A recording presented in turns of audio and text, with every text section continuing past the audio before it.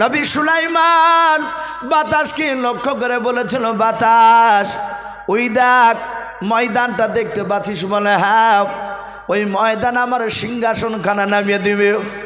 সুলাইমান বলে আমি যাহাতে ইশারা করলাম, হঠাৎ করে পিঁপড়ার দিকে তাকে দেখলাম কয়েক লক্ষ নাই কোটি কোটি পিঁপড়া ওই ময়দানে ছিল। বাবা কোরআন শরীফে এসেছে কথা, হাত্তা ইদা আতাও আলা ওয়াদিন নামাল। আরবিতে বাবজি পিঁপড়াকে আপনার নামলাতুন বলা হয়। নামলাতুন মানে হচ্ছে পিপিলিকাও। ওই লক্ষ লক্ষ বাবা কোটি কোটি বাবজি পিঁপড়ার মধ্যে থেকে বাবা একটা পিঁপড়া হঠাৎ করে নবী সুলাইমানের সিংহাসনের দিকে তাকালেন।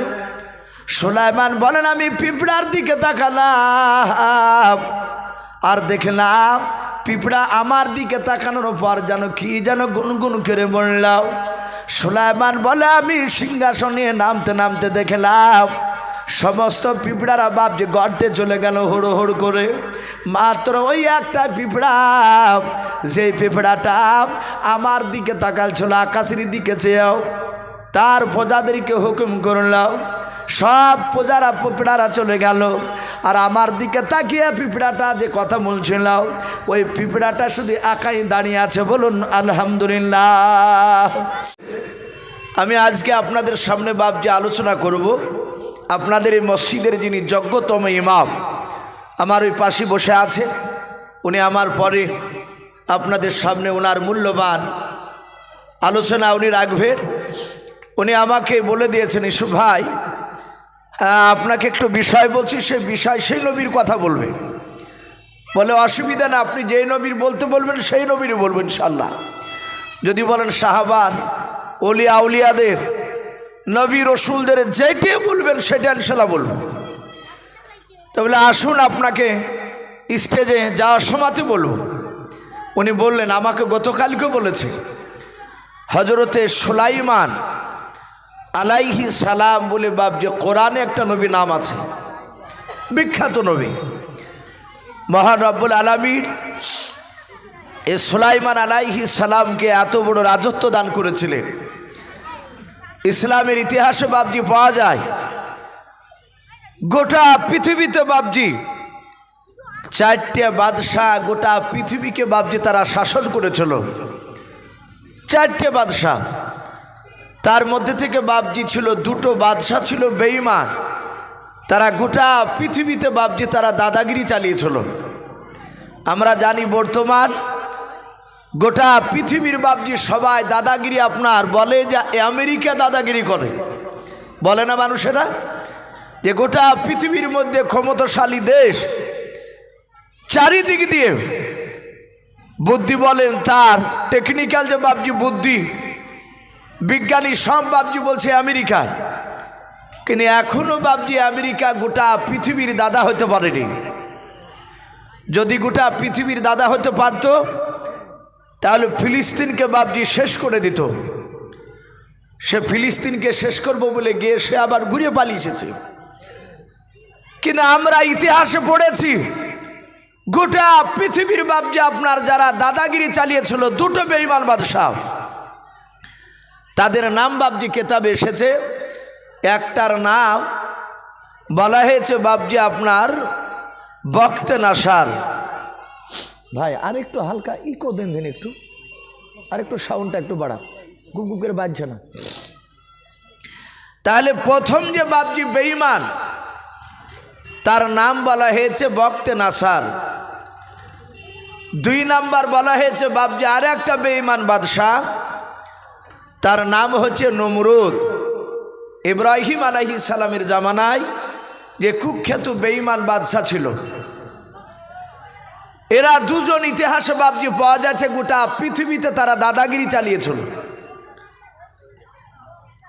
আর দুজন বাদশাহ যে গোটা পৃথিবীর বাদশাহ ছিলেন তারা শাসন করেছিলেন, শোষণ নয়, তারা শাসন করেছিলেন। আর এরা দুজনা বেঈমান, তারা গোটা পৃথিবীকে তারা শোষণ করে খেয়েছিল। এই দুটো যে বাপজি বাদশাহ ইমানদার তারা শাসন করেছিল, তার মধ্যে থেকে বাপজি একটা বাদশার নাম ছিল জুলকারনাইন। বাদশাহ সেকেন্দারকে বাপজি বলা হয়। দেখবেন আমাদের এলাকায় কারি রিয়াসতুল্লাহ সাহেব দামাত বারকাতুহুম আলিয়া, উনি প্রায় যার সাথে দেখতে পাই সাত মুলুকের বাদশাহ ছিল, বাদশাহ সেকেন্দার, গজলটা বলে না, প্রায় যার সাথে। আর দেখেছি ওনারও অনেক মানুষ ভক্ত, বলে হুজুর ওই গজলটা একটু বলে। মানুষ মানুষের ওপর প্রতি যখন মহব্বত হয়ে যায় তখন সেই লোকটা পুরানো কথা বললেও ভাবছি তাকে ভালো লাগে। আমাদেরও উস্তাদদেরকে দেখেছি, উস্তাদরা ভাবছি সামনে পড়ে গেলে তারা একই কথা সেই ছাত্র জীবনে যা আমাদেরকে বলেছেন ওটাই যদি আবার ঘুরে বলে তো জান ঠান্ডা হয়ে যায়। মানে মহাব্বতের উপর বাবজি আপনার নির্ভর করে। তো ওই বাদশাহ সেকেন্দারকে বাবজি বেশিরভাগ ওলামারা বলেছেন জুলকারনাইন বলা হয়। কোরআন শরীফে জুলকারনাইন শব্দ এসেছে। ওনাকে কেন বলা হতো? ওনার মাথাতে বাবজি দুটো শিংয়ের মতো উঁচু জায়গা ছিল। অনেকে বলতো আব, কিন্তু দুটো শিংয়ের মতো উঁচু, কেউ বলেছেন চুলের খোপা ছিল। কিন্তু তিনি বড় বুজুর্গ আল্লাহওয়ালা। ওনার জীবনীতে এসেছে উনি গোটা পৃথিবী ঘুরেছিলেন। বলুন আলহামদুলিল্লাহ। একদম পূর্ব থেকে পশ্চিম, পশ্চিম থেকে পূর্ব, উত্তর থেকে দক্ষিণ, গোটা পৃথিবী তিনি ঘুরেছিলেন। এই ইমানদার বাদশাহ জুলকারনাইন শুধু ঘোরাই নয়, কেতাবে লিখেছে এরা এই জুলকারনাইন এই ঘুরতে ঘুরতে ঘুরতে ঘুরতে এমন একটা দেশে চলে গিয়েছিল যেখানে বাবজি কোরআন শরীফে নাম পাওয়া যায় ইয়াজুজ আর মাজুজ। বলে না যে ইয়াজুজ মাজুজ একটা সম্প্রদায়, তার একটা গুহার ভিতরে তাদের বাড়ি ছিল। একটা বাড়ি নয়, তারা ওই সুড়ঙ্গ রাস্তার ভিতর দিয়ে, বিরাট তাদের শহর, তারা ওই গুহার ভিতর দিয়ে বাবজি বেরিয়ে এসে তারা মুসলমানের ওপর অত্যাচার চালাতো। এই জুলকারনাইন যখন ওই দেশে চলে গেলে যেখানে জুলকারনাইন যে ভিতর দিয়ে বেরিয়ে আসতো, ওই দেশের মানুষেরা জুলকারনাইন ওনাকে ডাক দিয়ে বলেছিল, বাদশাহ নামদার, আপনি গোটা পৃথিবীর বড় বাদশাহ? বলে হ্যাঁ, আমি গোটা পৃথিবীর বাদশাহ জুলকারনাইন। তোমরা আমার প্রজা, আমি তোমাদেরকে লক্ষ্য করে দেখতে এসেছি এলাকায়। ডাক দিয়ে বলেছিল, হুজুর যেহেতু আপনি আমাদের দেশের বাদশাহ, ওই দেখেন একটা সুড়ঙ্গ রাস্তা দেখতে পাচ্ছেন? বলে হাও। ওই রাস্তার ভিতর দিয়ে একটা বিরাট একটা শহরে যাওয়া যায়। এই রাস্তা ছাড়া অন্য কোনো বিকল্প রাস্তা নাই ওই শহরে যাওয়ার জন্য। বাদশাহ নামদার, ওই দেশের এক সম্প্রদায় রয়েছে, তাদেরকে ইয়াজুজ মাজুজ বলা হয়। তারা আল্লাহকে তারা মানে নাও। ওই ইয়াজুজ মাজুজ তারা মানুষের মতো, তারা দেখতে, তারা আল্লাহকে মানে না, তারা শোনে না। ওই গুহার ভিতর থেকে তারা দিনের বেলা বেরোয় নাও। ওই দেশের মানুষেরা ইয়াজুজ মাজুজরা তারাও সন্ধ্যার সময় তারা বেরিয়ে আসে। ওগো হুজুর, বেরিয়ে আসার পর আমাদের ওপর অত্যাচার শুরু করে দেয়, আমাদেরকে অনেকে মেরে দেয়, অনেক নারীদেরকে শিশুদেরকে তুলে নিয়ে চলে যায়। ওগো বাদশাহ নামদার, ওই ইয়াজুজ মাজুজদের অত্যাচার আমরা আর সহ্য করতে পারি না। দয়া করে আপনি গোটা পৃথিবীর যখন বাদশাহ হয়েছেন বাদশাহ নামদার, ও জুলকারনাইন বাদশাহ, দয়া করে এদেরকে বন্ধ করার রাস্তা আপনি আমাদেরকে দেখিয়ে দেন। জুলকারনাইন বলেছিল, ভাই তাই নাকি? বলে হ্যাঁ। এই শুনুন, আমি তোমাদেরকে ওদের অত্যাচার থেকে আমি বাঁচাতে পারি। জুলকারনাইন তিনি 2 রাকাত বাবজি আপনার নামাজ পড়লেন। নামাজ পড়ার পর উনি বললেন, ভাই আমার সাথে একটু যদি তোমরা সহযোগিতা করো তাহলে আমি রাস্তাটা বন্ধ করে দেওয়ার ব্যবস্থা করে দেব। বলে হুজুর অসুবিধা নাই। বলে বন্ধ করে দিলে এরা কি আর বেরিয়ে আসবে না? জুলকারনাইন বাবা এমনভাবে সুড়ঙ্গ রাস্তাটা বাবা বন্ধ করে দিলাম, সীসা গলে গলে বাপজি সেই জায়গাটা বন্ধ করে দিলাম। বললেন ভাই আর তোমাদের মরণের ভয় নাই, এরা তোমাদেরকে মারতে পারবে না, অত্যাচার করতে পারবে না। আল্লাহ যেদিন তোমাদের মত লিখবে সেদিনই মত হবে। কিন্তু বন্ধু শুনে নাও, এরা কিয়ামতের বেশ কিছুদিন আগে শুনে নাও, এরা অনেক বছর চেষ্টা করে তারা এই প্রাচীরকে ভেঙে বেরোতে পারবে না। বলে তাই বলে হ্যাঁ। এখন এই প্রাচীরের ব্যাপারে, এই প্রাচীরটি আছে কোথায়? এই সুড়ঙ্গ রাস্তা জুলকারনাইন উনি যে দিয়েছেন এটা আছে কোথায়? এখানে বাপজি কয়েকটা রেওয়াত এসেছে। কেউ বলছে আফ্রিকার জঙ্গলে আছে, বেশিরভাগ উলামারা বলেছেন না। আমরা জানি চীনে একটা বিরাট প্রাচীর আছে, চারিদিক ওর দেশকে ঘেরা আছে। বলে ওই প্রাচীরের তলে ওই সুড়ঙ্গ রাস্তাটা আছে। কিন্তু কেতাবে লিখেছে ইয়াজুজ মাজুজরা তারা মরেনি, তারা ভিতরে আছে।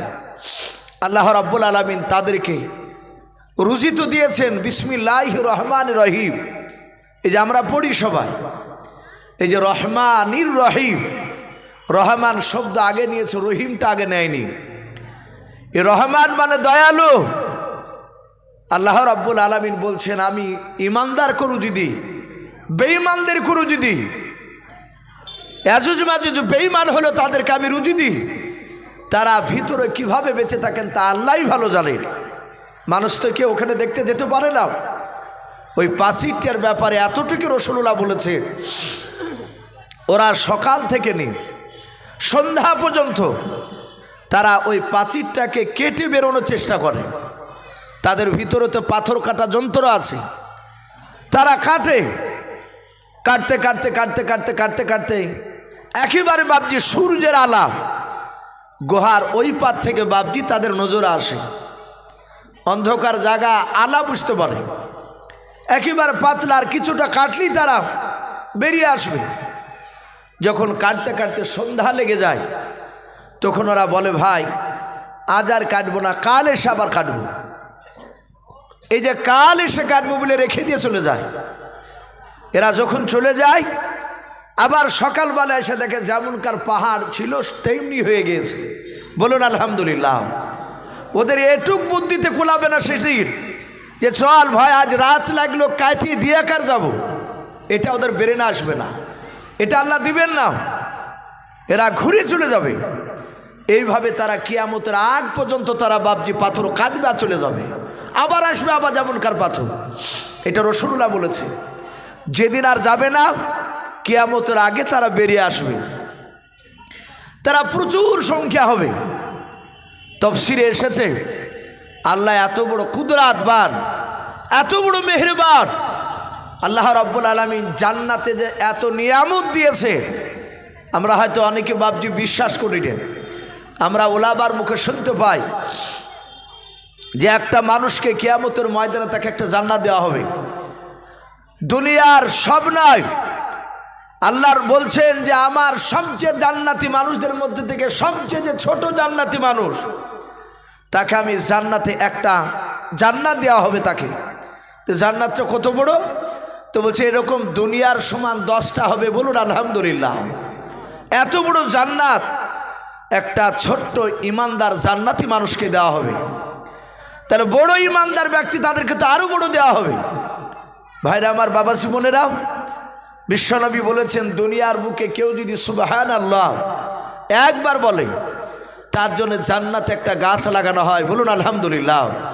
2বার যদি বলে 2বার লাগানো হয়, 3বার বললে 3বার লাগানো হয়। কেউ যদি দিনে 1000 বার বলে 1000টাই গাছ তাকে লাগানো হয়। বলুন আলহামদুলিল্লাহ।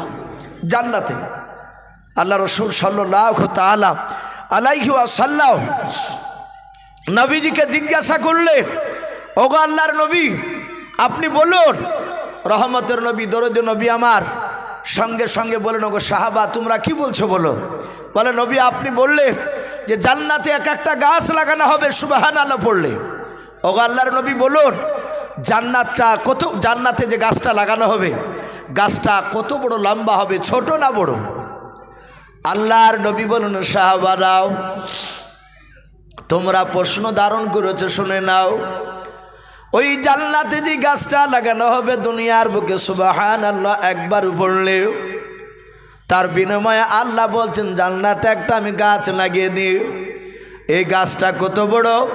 আল্লাহর নবী জনাবে মুহাম্মদ রাসূলুল্লাহ সাল্লাল্লাহু তাআলা আলাইহি ওয়াসাল্লাম তিনি বলেন জান্নাতে ওই গাছটা এত বড় লাগানো হবে, এত বড় লাগানো হবে রে বাবা, ওই গাছটা এত বড় হবে। আল্লাহর নবী বললেন দুনিয়ার বুকের সবচেয়ে হিষ্টপিষ্ট ঘোড়াটাও ওই জান্নাতে বাবা দুনিয়ার গণনা নয়, জান্নাতে 700 বাবজি বছর সময় লাগবে ওই গাছটার এই ছায়া থেকে বাবজি তার অপর ছায়াতে পৌঁছাতে। বলুন আলহামদুলিল্লাহ। আল্লাহ বলছেন তার নবীকে আপনি বলে দেন গাছটার যে ছায়া থাকবে, একটা গাছের ছায়াও একবার পড়লে একটা গাছ, তাহলে আপনি যতবার পড়বেন ততটা গাছ লাগানো হবে জান্নাতে। তো বলা হয়েছে যে ওই গাছটার যে কোনো একটা গাছের ছায়ার এই পার থেকে এই ধার থেকে ওই ধারে ছায়ার ছুটে যেতে দুনিয়ার গণনা নয়, বলা হয়েছে আখেরাতে 700 বছর সময় লাগবে। আর দুনিয়ার বাপ যে আপনার বলা হয়েছে দিন, বিশ্বনবী বলেছেন এই দুনিয়ার 50,000 বছরের দিনকে একটা লম্বাকের যতটা হয় ততটা দিন কিয়ামতের ময়দানে একটা দিন হবে। বলুন আলহামদুলিল্লাহ। তাহলে কিয়ামতের একটা দিন আর দুনিয়ার বলা হয়েছে 50,000 বছর সময়, তাহলে 700 বছর সময় লাগবে তখনকার বাপজি দিনকে গণনা করে।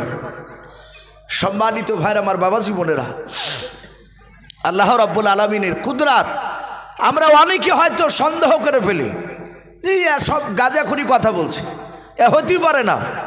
এখানে অনেক জেনারেল শিক্ষিত ভাইরা আছে, তারা পড়েছেন, তাদেরকে জিজ্ঞাসা করবে এই যে বাপজি তারা দেখতে পায় আকাশ, আমরা আলেমদের কথা গুরুত্ব না দিলেও বিজ্ঞানীদের কথা মানুষ এখন বিশ্বাস বেশি করছে।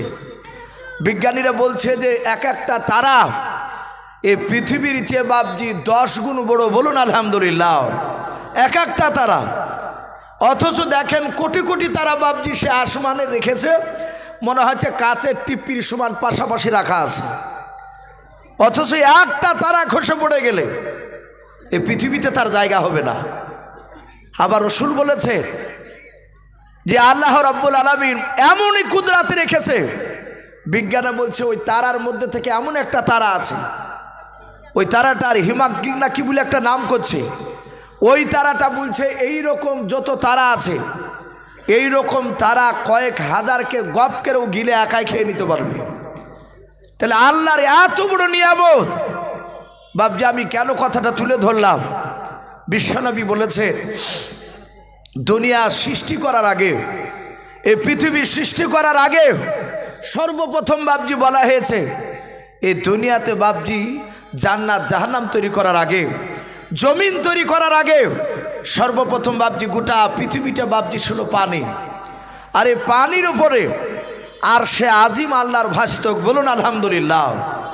এটা এসেছে তারপরে বাপজি জান্নাত নয়, তারপর দুনিয়া সৃষ্টি করলে, দুনিয়া আসমান সৃষ্টি করার পর বলা হয়েছে পৃথিবীর যতটা পানি আছে মাটির তলে, এই গোটা পৃথিবীতে বাপজি মাটি যে ভাসমান অবস্থায় যতটা পানি জমিনের নিচে, মাটির তলে বাপজি যতটা গোটা পৃথিবীতে যত পানি আছে, আর এতটা পানি আল্লাহ রসুল বলছেন আল্লাহ রাব্বুল আলামিনের আরশের আজিমের তলে আল্লাহর কুদরাতি বাপজি রাখা আছে। বলুন আলহামদুলিল্লাহ।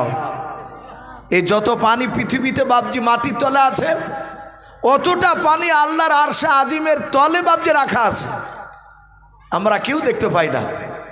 বিশ্বনবী বলেছে ওই পানিটা আল্লাহর কুদরাতে ফিট করে রেখেছে, আল্লাহর দ্বারাই সব সম্ভব।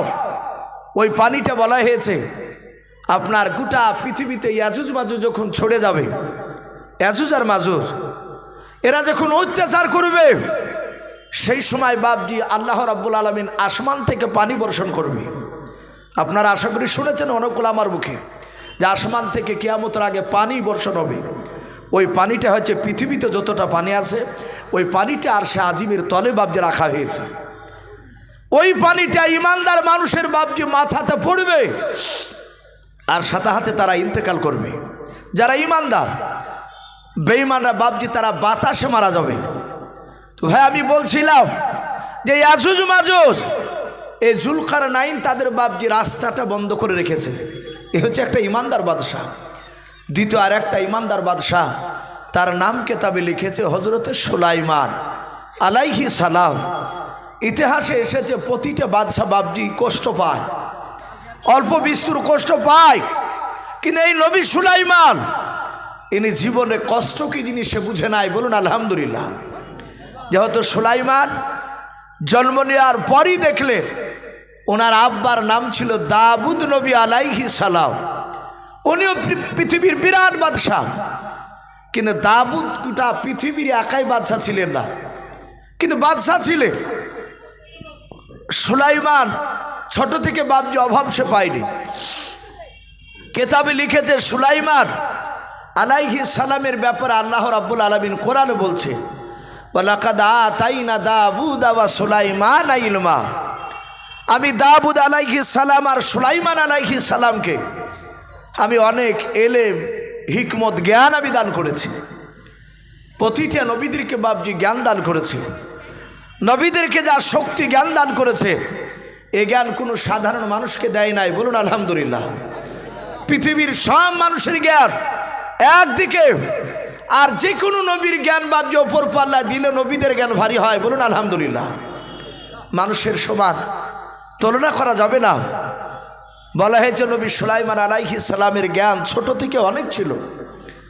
আমরা সকলেই জানি হযরতে দাউদ নবী আলাইহিস সালাম বাদশাহী থাকা অবস্থায় তখন নবী সুলাইমান আলাইহিস সালামের মাত্র বয়স ছিল 4 থেকে 4.5 বছর। কেতাবে লিখেছে নবী সুলাইমান আলাইহিস সালামের জামানায় মানুষ বয়স পেত 300-400 বছর পর্যন্ত। বলুন আলহামদুলিল্লাহ। তাহলে 400-300 বছরের মোকাবিলায় 4 থেকে 4.5 বছরের বাচ্চা একেবারে ছোট। নবী সুলাইমান আলাইহিস সালাম উনি বাচ্চা থাকা অবস্থায় ওনার আব্বা বিচার করতেন, উনি দেখতেন। সে বাপের বিচার করা বিচারকে নবী সুলাইমান দুটো বিচারকে ভুল প্রমাণ করে দিয়েছিলেন। দাউদ নবী অবাক হয়ে গিয়েছিলেন। কেতাবে লিখেছে নবী সুলাইমান আলাইহিস সালাম এইরকম রাস্তা ধরে বাবজি, আপনাদের এটা মনে হয় স্কুল নাই ঈদগাহ, তো মনে হয় এ দেখে মনে হয়েছে ঈদগাহ। এইরকম বাবজি ফাঁকা জায়গায় নবী সুলাইমান আলাইহিস সালাম উনি বাবজি আরও ছোট ছোট বাচ্চা ছেলেদের সাথে খেলা করছিলেন। 4 থেকে 4.5 বছরের বাচ্চা।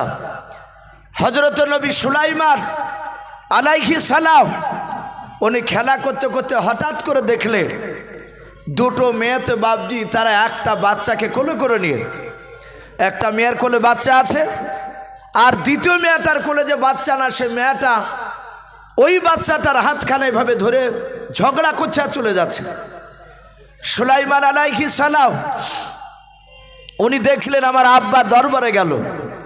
উনি জানতেন যে এলাকার মানুষরা বিপদে পড়লি, সমস্যা দেখা দিলে তারা আব্বার কাছে যেত, আর আব্বার কাছে গেলে সমস্যা সমাধান করে দিয়ে বাবজি সেখান থেকে তাদেরকে বাড়ি পাঠাতে।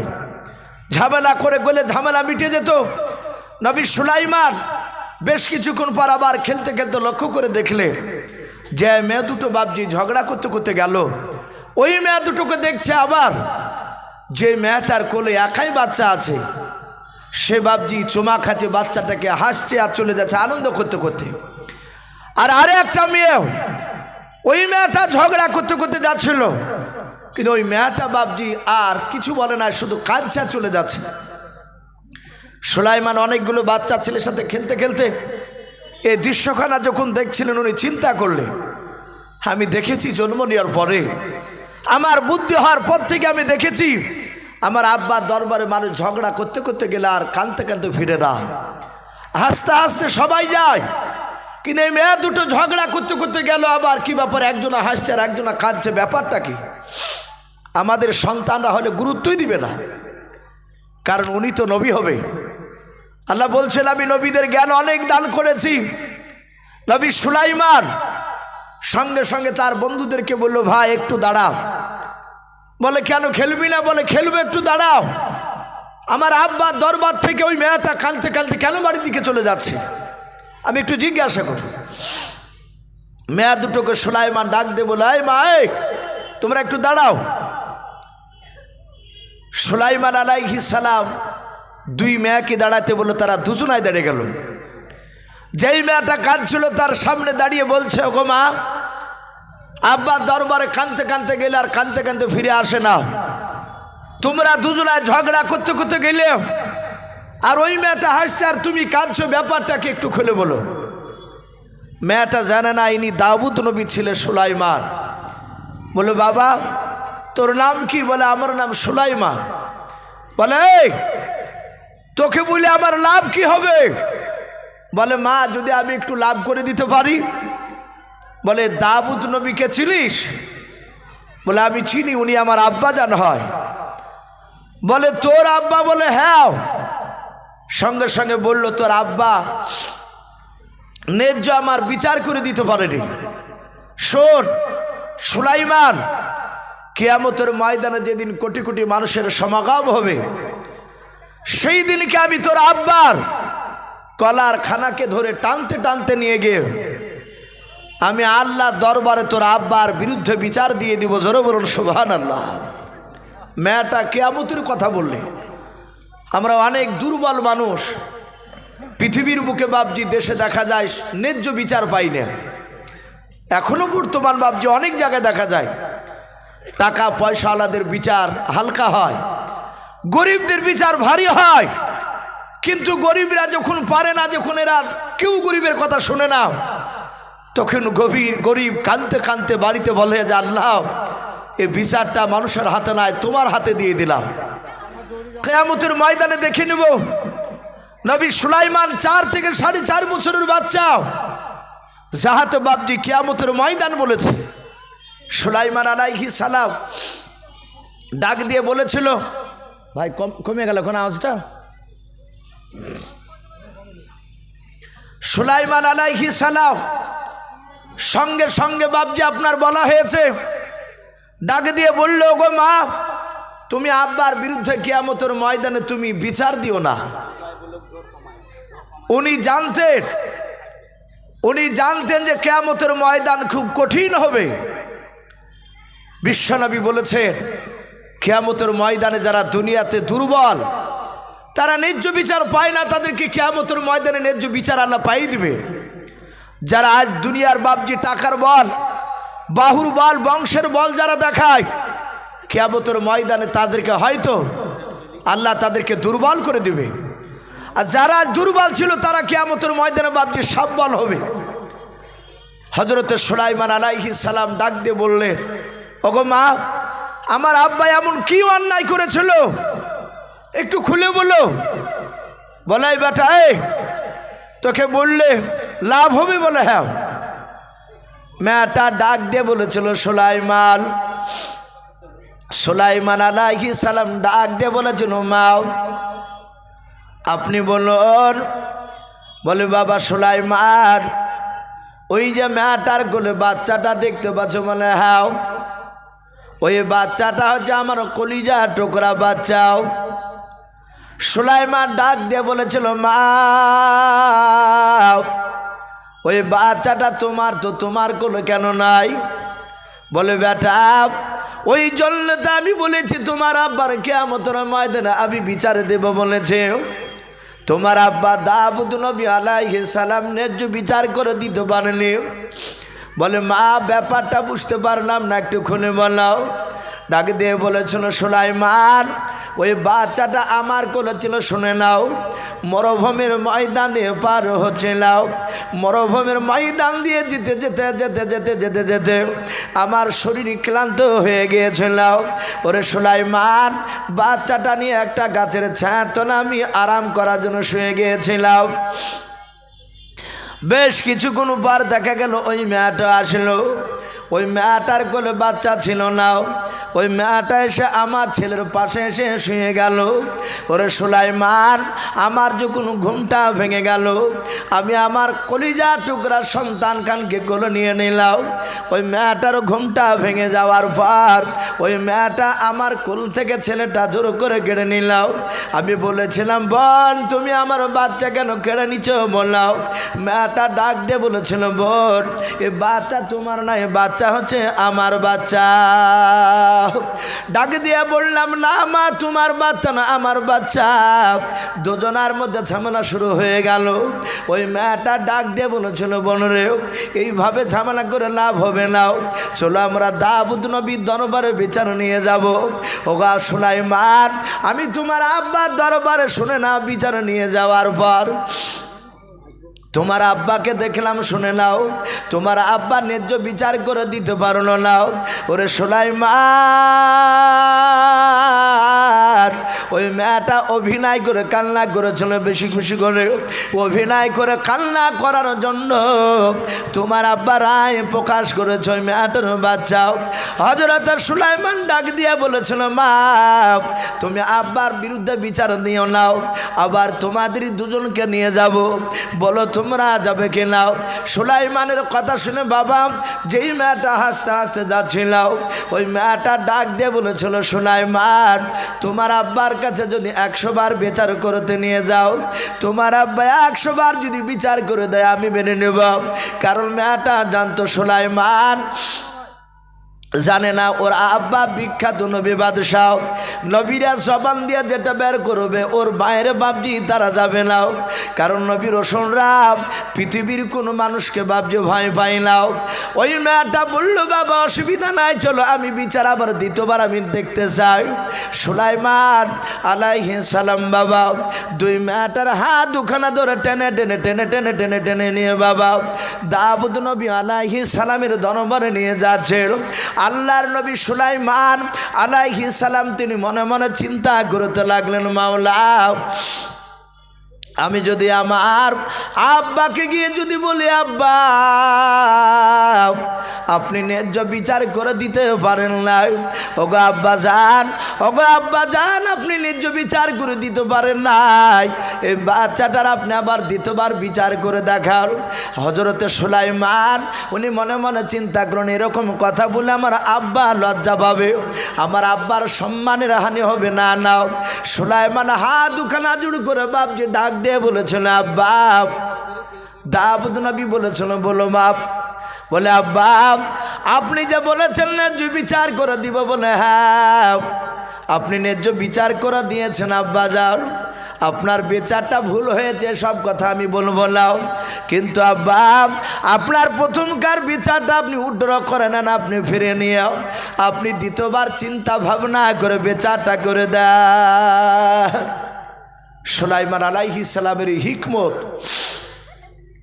এই হিকমত অনুযায়ী কথা সুলাইমানের বাপজি শুনে দাউদ নবী আলাইহিস সালাম তিনি চিন্তা করলেন যে নিশ্চয় আবার বিচারের মধ্যে কোনো গড়বড়ি হয়েছে, তাহলে আমার ছোট ছেলে সুলাইমান এর পূর্বে কোনোদিন আসে নাই, আমার বিচার করা বিচারটার ওই মেয়া দুটোকে টেনে নিয়ে আসছে। সুলাইমান আলাইহিস সালাম সুলাইমান আলাইহিস সালাম যাক মা বোন আপনার একটু আওয়াজ কম করবেন আর সামনের দিকে একটু জমে বসবেন, পেছনকার মা বোন অনেক দাঁড়িয়ে আছে তাদের বসার একটু অসুবিধা হচ্ছে, আপনার একটু সামনের দিকে এগিয়ে বসুন আর আওয়াজটা কম করবেন। তো ভাই আমি বলছিলাম সুলাইমান আলাইহিস সালামের আব্বা চিন্তা করলেন, না আমি বিচার আর দ্বিতীয় করে আর কি দেখাবো, আমি এর বাইরে তার খুঁজে পাচ্ছি না। ডাক দিয়ে বলল, সুলাইমান আমি আমার বিচারটা আমি ঘুরে নিলাম। হে সুলাইমান আমি তোমার আব্বা দাউদ নবী পয়গম্বর আলাইহিস সালাম, আমি সুলাইমান তোমাকে আমি, হে সুলাইমান আমি তোমার আব্বা হয়ে আমি তোমাকে হুকুম দিলাম এই মেয়ে দুটোর বাচ্চার বিচার তুমি করে দেখাও। বলে, আব্বা আমি করব? বলে হ্যাঁ। তার রাজ দরবারে বাপজি প্রায় কয়েক শত মানুষ বাপজি বসে আছে, সবাই অবাক। দাউদ নবীর বিচার সুলাইমান করবে। তার ছোট ছেলে 4 থেকে 4.5 বছর বাচ্চা বলে, আব্বা আমি বিচার করব। বলে হ্যাঁ। বলে আপনি তাহলে বসুন, আপনি হুকুম দিয়েছেন, তাহলে আমি ন্যায্য বিচার করে একটু দেখাবো আপনাকে। হযরত সুলাইমান আলাইহিস সালাম মেয়া দুটোর দিকে লক্ষ্য করে বলল, মা আমার আব্বা আমাকে বিচার করার কথা বলেছে, আমি আপনাকে দুজনার আমি ন্যায্য বিচার করে দেব, আপনারা কি মানবেন? যে মেয়েটা কাজ ছিল সে মেয়েটা চিন্তা করছে, আমি কেন মানব না যদি ঘুরি আমার দিকে হয়। আর যেই মেয়েটা হাসতে হাসতে যাচ্ছিল সে চিন্তা করলো যে বাপে যখন বিচার করে আমাকে বাচ্চা দিয়েছে, ওর সন্তান ওর বাপের বিরুদ্ধে বিচার করতে পারবে না, তাহলে ওর বাপের বিচারের দিকে লক্ষ্য করে এই বাচ্চা ছেলে বিচার কি বুঝে, হয়তো ওর বাপের মতোই বলবে যে এই বাচ্চা তো বাড়ি, তাহলে আমি পাবো বাচ্চা। দুজনাই বলে রাজি আছে। হযরত সুলাইমান আলাইহিস সালাম হাত বাড়িয়ে বলল, মা বাচ্চাটা আমার হাতে নিয়ে দাও। বাচ্চাটা হাতে নেওয়ার পর সুলাইমান আলাইহিস সালাম ডাক দিয়ে বলেন, আব্বা এই বাচ্চাটা আপনি একটু কোলে ধরুন। হযরত দাউদ নবী বাপজি বাচ্চা হাত বেড়ে দূরে নিলেন। সুলাইমান বাপজি কোনো কথা না বলে সোজা ঘরের দিকে চলে গেলেন, বাড়ির দিকে দৌড়ে চলে গেলেন। সুলাইমান বেশ কিছুক্ষণ পর দেখা গেল বাবা বাড়ির ভিতর থেকে বাপজি বেরিয়ে আসলো, হাতে বাপজি ধারালো হোসেও অস্ত্রখানা বাপজি হোসেখানা বাপজি ধরে নিয়ে আসার পর রাস্তা দিয়ে হযরত দাউদ নবীর দিকে বাপজি চলে আসছে। কারণ আমরা জানি বাবা একমাত্র অন্তরের খবর বাবা আল্লাহ ছাড়া পৃথিবীর মানুষ কেউ জানে না, এমনকি নবী রাসূলরাও জানে না। অনেক মানুষের আকীদা অনেকে মনে মনে ভাবে নবীরা রাসূলরা গায়েবের খবর জানে না, না ওটা জানে না। আল্লাহ নিজে বলছেন, আমি গোটা পৃথিবীর মধ্যে আমি একমাত্র আল্লাহ গায়েবের সংবাদদাতা, গায়েবের খবর জানি। আমি নবী রাসূলদেরকে আমার অদৃশ্যের খবর যতটা শোনাই, যতটা জানাই, তার বাইরে বাপজি আপনার কেউ বলতে পারবে না। যতটা জানাই অতটাই। হযরত দাউদ নবী মনে মনে চিন্তা করলেন, আল্লাহ সুলাইমানকে কেন আমি বিচার করতে দিলাম? আমি জানি না সুলাইমান কেন হোসেখানা হাতে করে নিয়ে আসছে, কেমন করে বিচার করবে জানি না। মেয়া দুটো বাপজি তাকিয়ে আছে চাতক পাখির নাই। সুলাইমান এসে দেখলেন তার আব্বা দাউদ নবীর কপালে বাপজি ঘাম বেরিয়ে গিয়েছে টেনশনে। হযরত সুলাইমান ডাক দিয়ে বলেন, আব্বা আপনি চিন্তিত হবেন না, টেনশন করবেন না, বাপ বাচ্চাটা আপনি মাটিতে রেখে দাও। হযরত দাউদ নবী বাচ্চা মাটিতে শুয়ে দিলেন। সুলাইমান আলাইহিস সালামের আব্বা সিংহাসনে বসে পড়লেন। বলেন, আব্বা আপনি বিচার করাটা দেখুন। সুলাইমানের আব্বা চুপচাপ বাপজি দৃশ্যখানা দেখছিলেন। কয়েক শত বাপজি দাউদ নবীর প্রজারা তারাও বাপজি দেখছিল। সুলাইমান মেয়া দুটোর দিকে লক্ষ্য করে প্রথম মেয়াটাকে বলল, মা তুমি তো কান্না করতে করতে যাচ্ছিলে। বলে হ্যাঁ। তুমি আমার আব্বার বিরুদ্ধে বিচার দিব বলেছে কিয়ামতের ময়দানে। বলে হ্যাঁ। তুমি বলেছ আমার আব্বা নাকি ন্যায্য বিচার করে দিতে পারে না। ওরে মা আমি বাচ্চাটা যদি তোমার কোলে দিয়ে দিই পুরো বাচ্চাটাও, তাহলে তোমার কোলটা ভরে যাবে, দ্বিতীয় মেয়েটার কোলটা খালি হয়ে যাবে। এই মা আমি তোমাকে যদি না দিই মেয়েটাকে দিয়ে দিই, দ্বিতীয় মেয়েটার কোলটা ভরে যাবে, তোমার কোলটা খালি হয়ে থাকবে, তাহলে ন্যায্য বিচার করে দিতে পারলাম না। বলে নাও।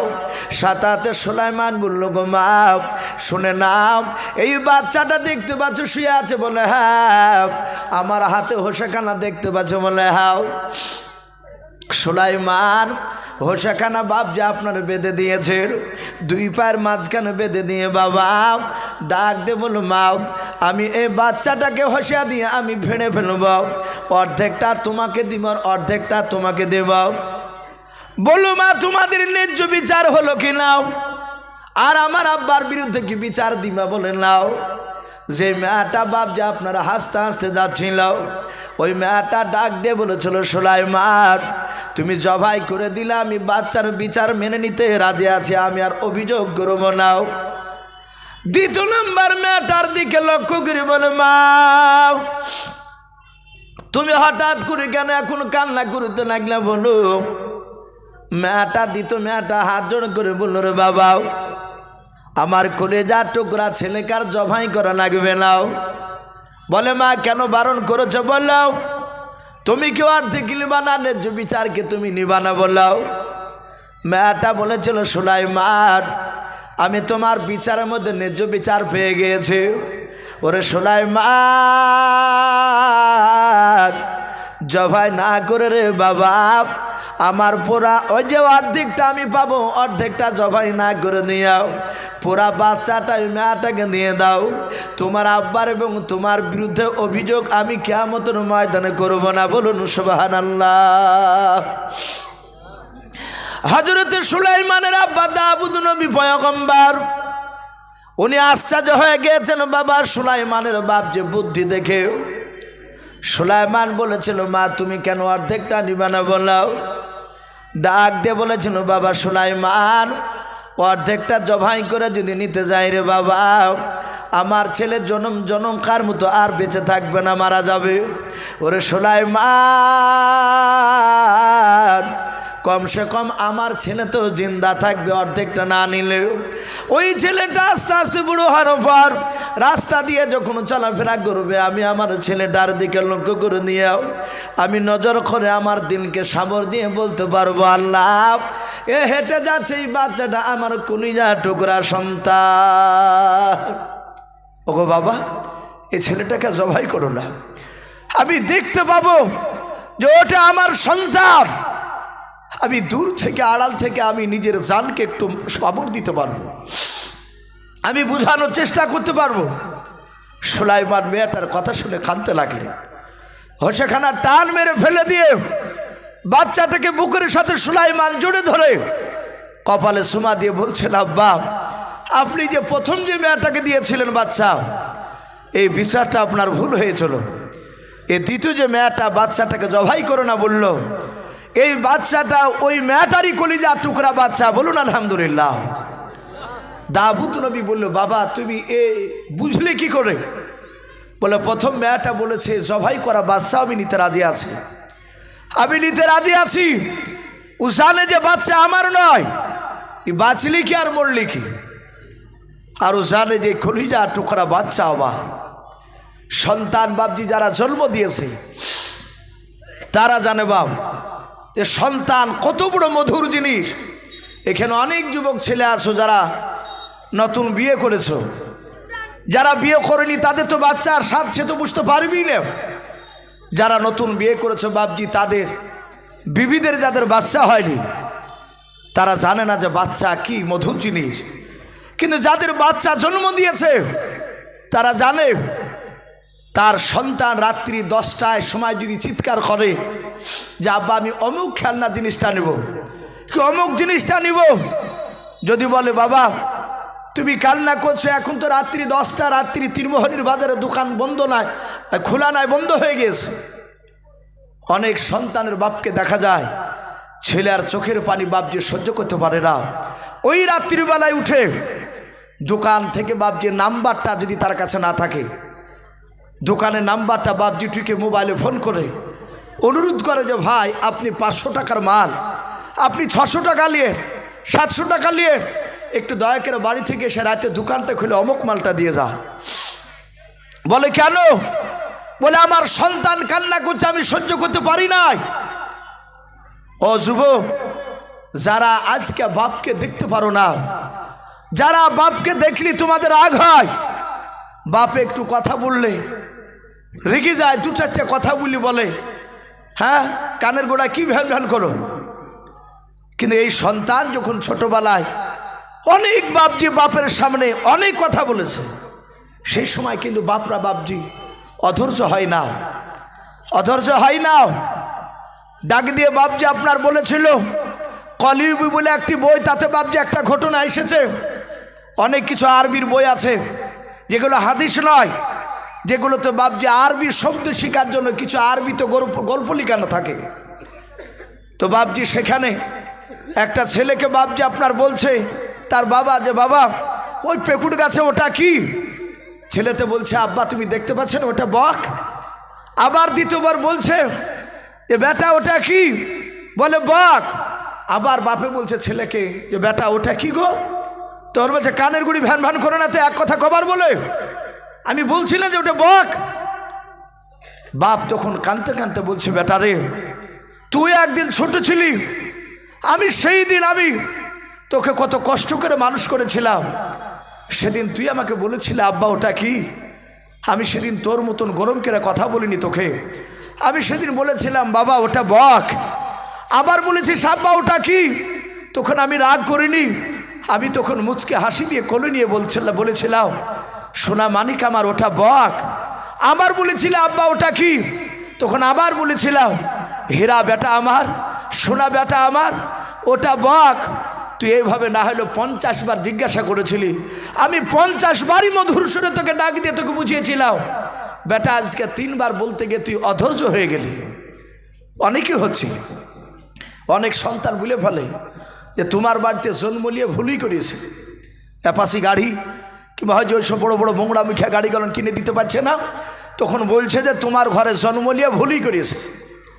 আরে বেটা ভুল করেছি তুই পরিশ্রম করে কিনগা না, তুই তোর অত বাপকে কষ্ট দিচ্ছিস কেন? বাপ কাঁদে। আমি যুবক ভাই সকলকে বলবো একটু বাপের মার দিকে একটু মহব্বত নজরে তাকাবে, একটু তাকাবেন। বিবির পাল্লায় পড়ে আপনার বাপ মাকে ভুলে যাবেন না, বাপ মাকে পার করবেন না। বাপ মা যদি আঘাত পেয়ে যায় আপনার জীবনটা মৃত্যুর পর দেখবেন বরবাদ হয়ে গেছে, এখন বুঝতে পারবেন না। মৃত্যুর পর নবী বলেছেন তার জীবনটা ধ্বংস। আমি বলছিলাম সুলাইমান বাচ্চাটার বাপ যে আপনার কোলে করে নিয়ে সুমা দিয়ে মেয়েটার কোলে দিয়ে বলল যাও তোমারই বাচ্চা তুমি নিয়ে চলে যাও। দাউদ নবী আলাইহিস সালাম আর বসে থাকতে পারলেন না, সিংহাসন থেকে নেমে 4 থেকে 4.5 বছরের সুলাইমানকে বুকের সাথে জড়ে ধরে সুলাইমানের কপালে সুমা দিয়ে বলে বেটা এত সুন্দর বুদ্ধি তুমি পেয়েছো। সাথে হাতে বাপজি সুলাইমানের হাতে বাপজি দাউদ নবীর হাতে একটা আংটি ছিল, আংটিটা বের করে বাপজি সুলাইমানের হাতে দিয়ে দিলে। সে সময় আংটি পরা হারাম ছিল না, বর্তমানে বাপজি সব আংটি পরা হারাম নয়, শুধু ইসলামে বাপজি 4 থেকে 4.5 আনা 4 আনা যে আংটি বলি আমরা চাঁদির, আপনি চাঁদির আংটি ইচ্ছাকৃত আপনি পড়তে পারেন, কারণ আমার বিশ্বনবী চাঁদির আংটি বাপজি ব্যবহার করেছিলেন। সোনার আংটির ব্যাপারে এলাকার মুফতিদের সাথে আলোচনা করবে। পুরুষরা বাপজি এমনি সোনার চেয়ে দামি, বলুন আলহামদুলিল্লাহ। এই জন্য পুরুষদেরকে বাপজি গৈগ্রামে সোনার আংটি পরে বেড়াতে নিষেধ করেছে। সোনার আংটি পরলে বাপজি মনের ভিতরে একটা অহংকার তাকাব্বুর চলে আসে।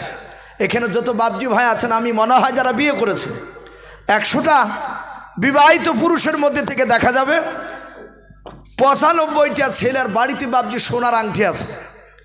কারণ বিয়ে করতে গেলে নাহলে একটা আংটিও দেয়, বিনা দাবি হলো, কিন্তু অনেকে বাপজি পরে না। আমরা দেখেছি, আমিও পরে দেখেছি, সোনার আংটি পরে হাতে পড়লি লোকের সামনে গেলি শুধু বাপজি আঙুলটাকে এমনি করে তুলতে মন চায়, আর ঘুরিয়ে পরে ওই আঙুলের দিকে চোখ যায় আংটির দিকে, মানে সোনার আংটি পরেছি, একদম বাস্তব কথা বলছি। এই জন্য বাপজি সোনার আংটি বাড়িতে পরবেন না। বাড়ি থেকে যখন আপনি বাইরে যাবেন সফরে, বিদেশ জায়গায়, ওই রকম জায়গাতে গেলে সফরের হালাতে সোনার আংটি পরে যাওয়ার অনুমতি আছে, ওখানে অহংকার আসবে না। কেন? যেতে গিয়ে যদি আপনার ব্যাগ উল্টাপাল্টা হয়ে যায়, অনেক সময় ট্রেনে ব্যাগ রেখেছেন ঘুমিয়ে গিয়েছে, বাংকারে ব্যাগ আছে, আপনার ব্যাগটা অন্যজনে নিয়ে নিয়েছে আর আরেকজনের ব্যাগ আছে, কিন্তু ওই ব্যাগে হয়তো টাকা ছিল, তাহলে আপনার কাছে তো কিছু নেই, কিংবা পকেটে টাকা আছে পকেট মারিয়ে কেটে নিয়ে নিয়েছে। এখন বর্তমান বাপজি টাকা যদি চাইতে যান তাহলে লোকে বলবে যে দেখ ই ভদ্র চিটার, এই ছোট লোক দেখ পোশাক কত সুন্দর, আবার 10টা নয় 100টা টাকা চাইছে, মানুষ দিতে চাইবে না। অনেক লোক বিপদে পড়ে টাকা চায় যে ভাই বাড়ি যাওয়ার মতো টাকাটা একটু দাও। তো বলা হয়েছে আপনার ব্যাগ টাকা যদি হারিয়ে যায়, সোনার আংটি তো বাপজি চুরি করে নিতে পারবে না, একমাত্র জোর করে যদি মারি ধরে নেয় সেটা ভিন্ন কথা। কিন্তু চুরি করে যদি বাড়ি করতে চায় আপনি জানতে পারবেন। তাহলে ওই সময়তে সোনার আংটিটা বিক্রি করে দিয়ে আপনি বাড়ি আসতে পারবে। এই জন্য মুসাফির হালাতে বাপজি সোনার আংটি পরবে, বাদ বাকি বাড়িতে পরবেন না।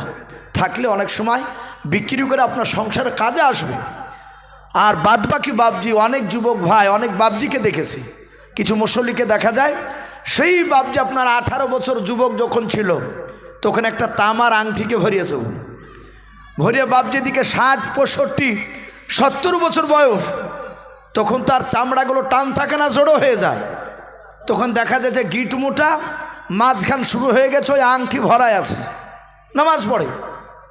তামার আংটি, পিতলের আংটি, এগুলো শরিয়াতে একবারই হারাম বলা হয়েছে, ব্যবহার করা যাবে না। বাদ বাকি চাঁদির আপনি ব্যবহার করতে পারেন, সব সময় আপনি লোকের সামনে দিবেন, এতে গোনা নেই। হজরতে সুলাইমান আলাইহিস সালামের হাতে আংটি ছিল, ওই আংটিটা বের করে সুলাইমানের আঙুলে বাপজি ভরে দিলে।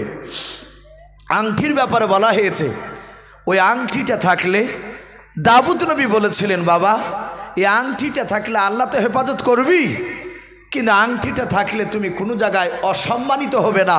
বলুন আলহামদুলিল্লাহ। এই সুলাইমান আলাইহিস সালাম এই আংটিটা বাপজি হাতে পরে নিলেন। এইভাবে বাপজি সুলাইমান দুটো বিচার করে দেখে দিয়েছিলেন। বাপজি আমার সোনা লালেরাও, এই সুলাইমান আলাইহিস সালামের কথা তাফসীরে অনেক ঘটনা পাওয়া যায়। কেতাবে লিখেছে একটা হায়াতুল হাইওয়ান বলে একটি কেতাব, ওই কেতাবে বাপজি সুলাইমান আলাইহিস সালামের কথা এসেছে। সুলাইমান আলাইহিস সালাম তখনও বাপজি গোটা পৃথিবীর বাদশাহ হতে পারেনি, একদিনই তো হঠাৎ করে হয়নি, আস্তে আস্তে বাপজি দেশ জয় করতে করতে গোটা পৃথিবীর বাদশাহ হয়েছিলেন। কিন্তু কেতাবে লিখেছে তখনও হয়নি, কিন্তু তিনি তখন নবী। সুলাইমান, মহান রব্বুল আলামিন বলছে, আমি সুলাইমানকে এত বড় হিকমত জ্ঞান দান করেছিলাম, এত বাদশাহ, এত সম্মান দিয়েছিলাম। সুলাইমান আলাইহিস সালাম উনি যে বাপজি সিংহাসনে বসতেন, স্টেজের উপরে বসে থাকতে, কেতাবে লিখেছে স্টেজটা কত বড়। এই যে আমরা বসে আছি, আপনাদের এই ভিকুতলা মহিলা মাদ্রাসার সম্মানীয় কারি সাহেব যে আব্দুল মাজিদ সাহেব বসে আছে, আমি বসে আছি, আরও হয়তো কয়েকজন বাপজি বসে আছে, এখানে চেয়ার আছে। আমরা জানি যে এই স্টেজের উপরে চেয়ার রাখলে, খুব বেশি বেশি ধরলে আপনার মোটামুটি এখানে এই যে বসে আছি চেয়ার, এই চেয়ারগুলো বাপজি রাখলে খুব জোর হলে 30টা ধরবে, না আর 5টা দিয়ে 35। আচ্ছা বলে সুলাইমান আলাইহিস সালাম যে সিংহাসন বসতে, ওই স্টেজটা কত বড় ছিল বাপজি, কারো মনে আছে আপনাদের? কোরআন শরীফে বাপজি সূরা আম্বিয়ার এই সূরাটার তফসিরে মারিফুল কোরআন এসেছে, পাওয়া যায় যে নবী সুলাইমান যে স্টেজের উপর বসতেন, নবী সুলাইমান স্টেজের মাঝখানে বসে থাকতেন, যেমন আমি বসে আছি কেন মাঝখানে, উনি বসতেন। আর ওই স্টেজটা এত বড়, ওনার ওই বিশাল স্টেজের ওপরে 6 লক্ষ চেয়ার আর্থক। বলুন আলহামদুলিল্লাহ, 6 লক্ষ চেয়ার। আমার মনে হয় যে আপনাদের এই ভিকুতালাও, এই তীরমোহনীর বাজার নিয়ে বাপজি 6 লক্ষ চেয়ার ধরবে না। কিন্তু এখনকার চেয়ার তো ছোট, তখনকার চেয়ার কি এত বড় ছিল না।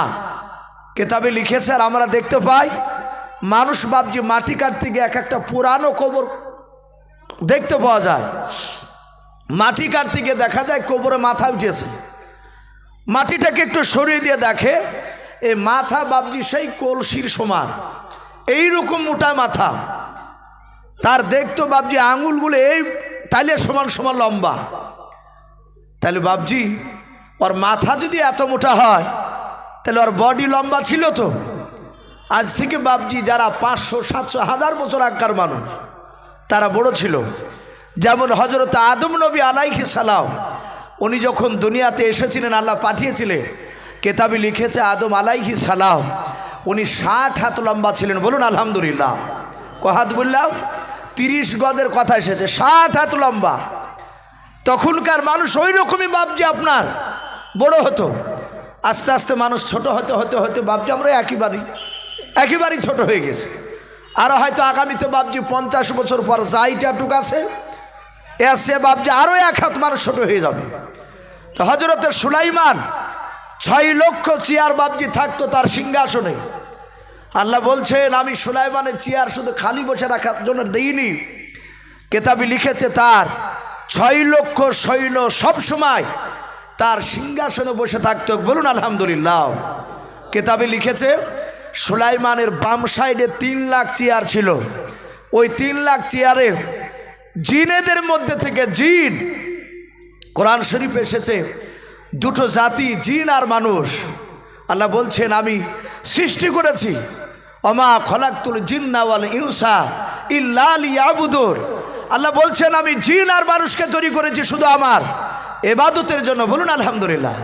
ওমা খলাকতুল জিন্না ওয়াল ইনসা, এখানে আল্লাহ কোরআনই বলছে যে আমি জিন আর মানুষকে তৈরি করেছি। তা আল্লাহ রাব্বুল আলামিনের নবী সুলাইমান উনি বসে থাকতেন, বাম পাশে 3 লাখ চেয়ার থাকতো। আর ওই 3 লাখ চেয়ারে পৃথিবীর জিনেদের মধ্যে থেকে মাত্র 3 লাখ জিন ইমানদার, সব জিন নয়, জিনেদের মধ্যে থেকে যারা ইমানদার জিন 3 লাখ জিন সৈন্য বাপজি সিংহাসনে বসে থাকতেন। আল্লাহর নবী বলছেন আমার ডান পাশে 3 লাখ চেয়ার থাকতো। ওই 3 লাখ চেয়ারে আপনার আমার মতো মানুষ, এই মানুষদের মধ্যে থেকে বাপজি 3 লাখ ইমানদার মানুষ তারা চেয়ারে 24 ঘন্টা থাকতো। তাহলে জিন 3 লাখ আর মানুষ 3 লাখ, টোটাল 6 লাখ।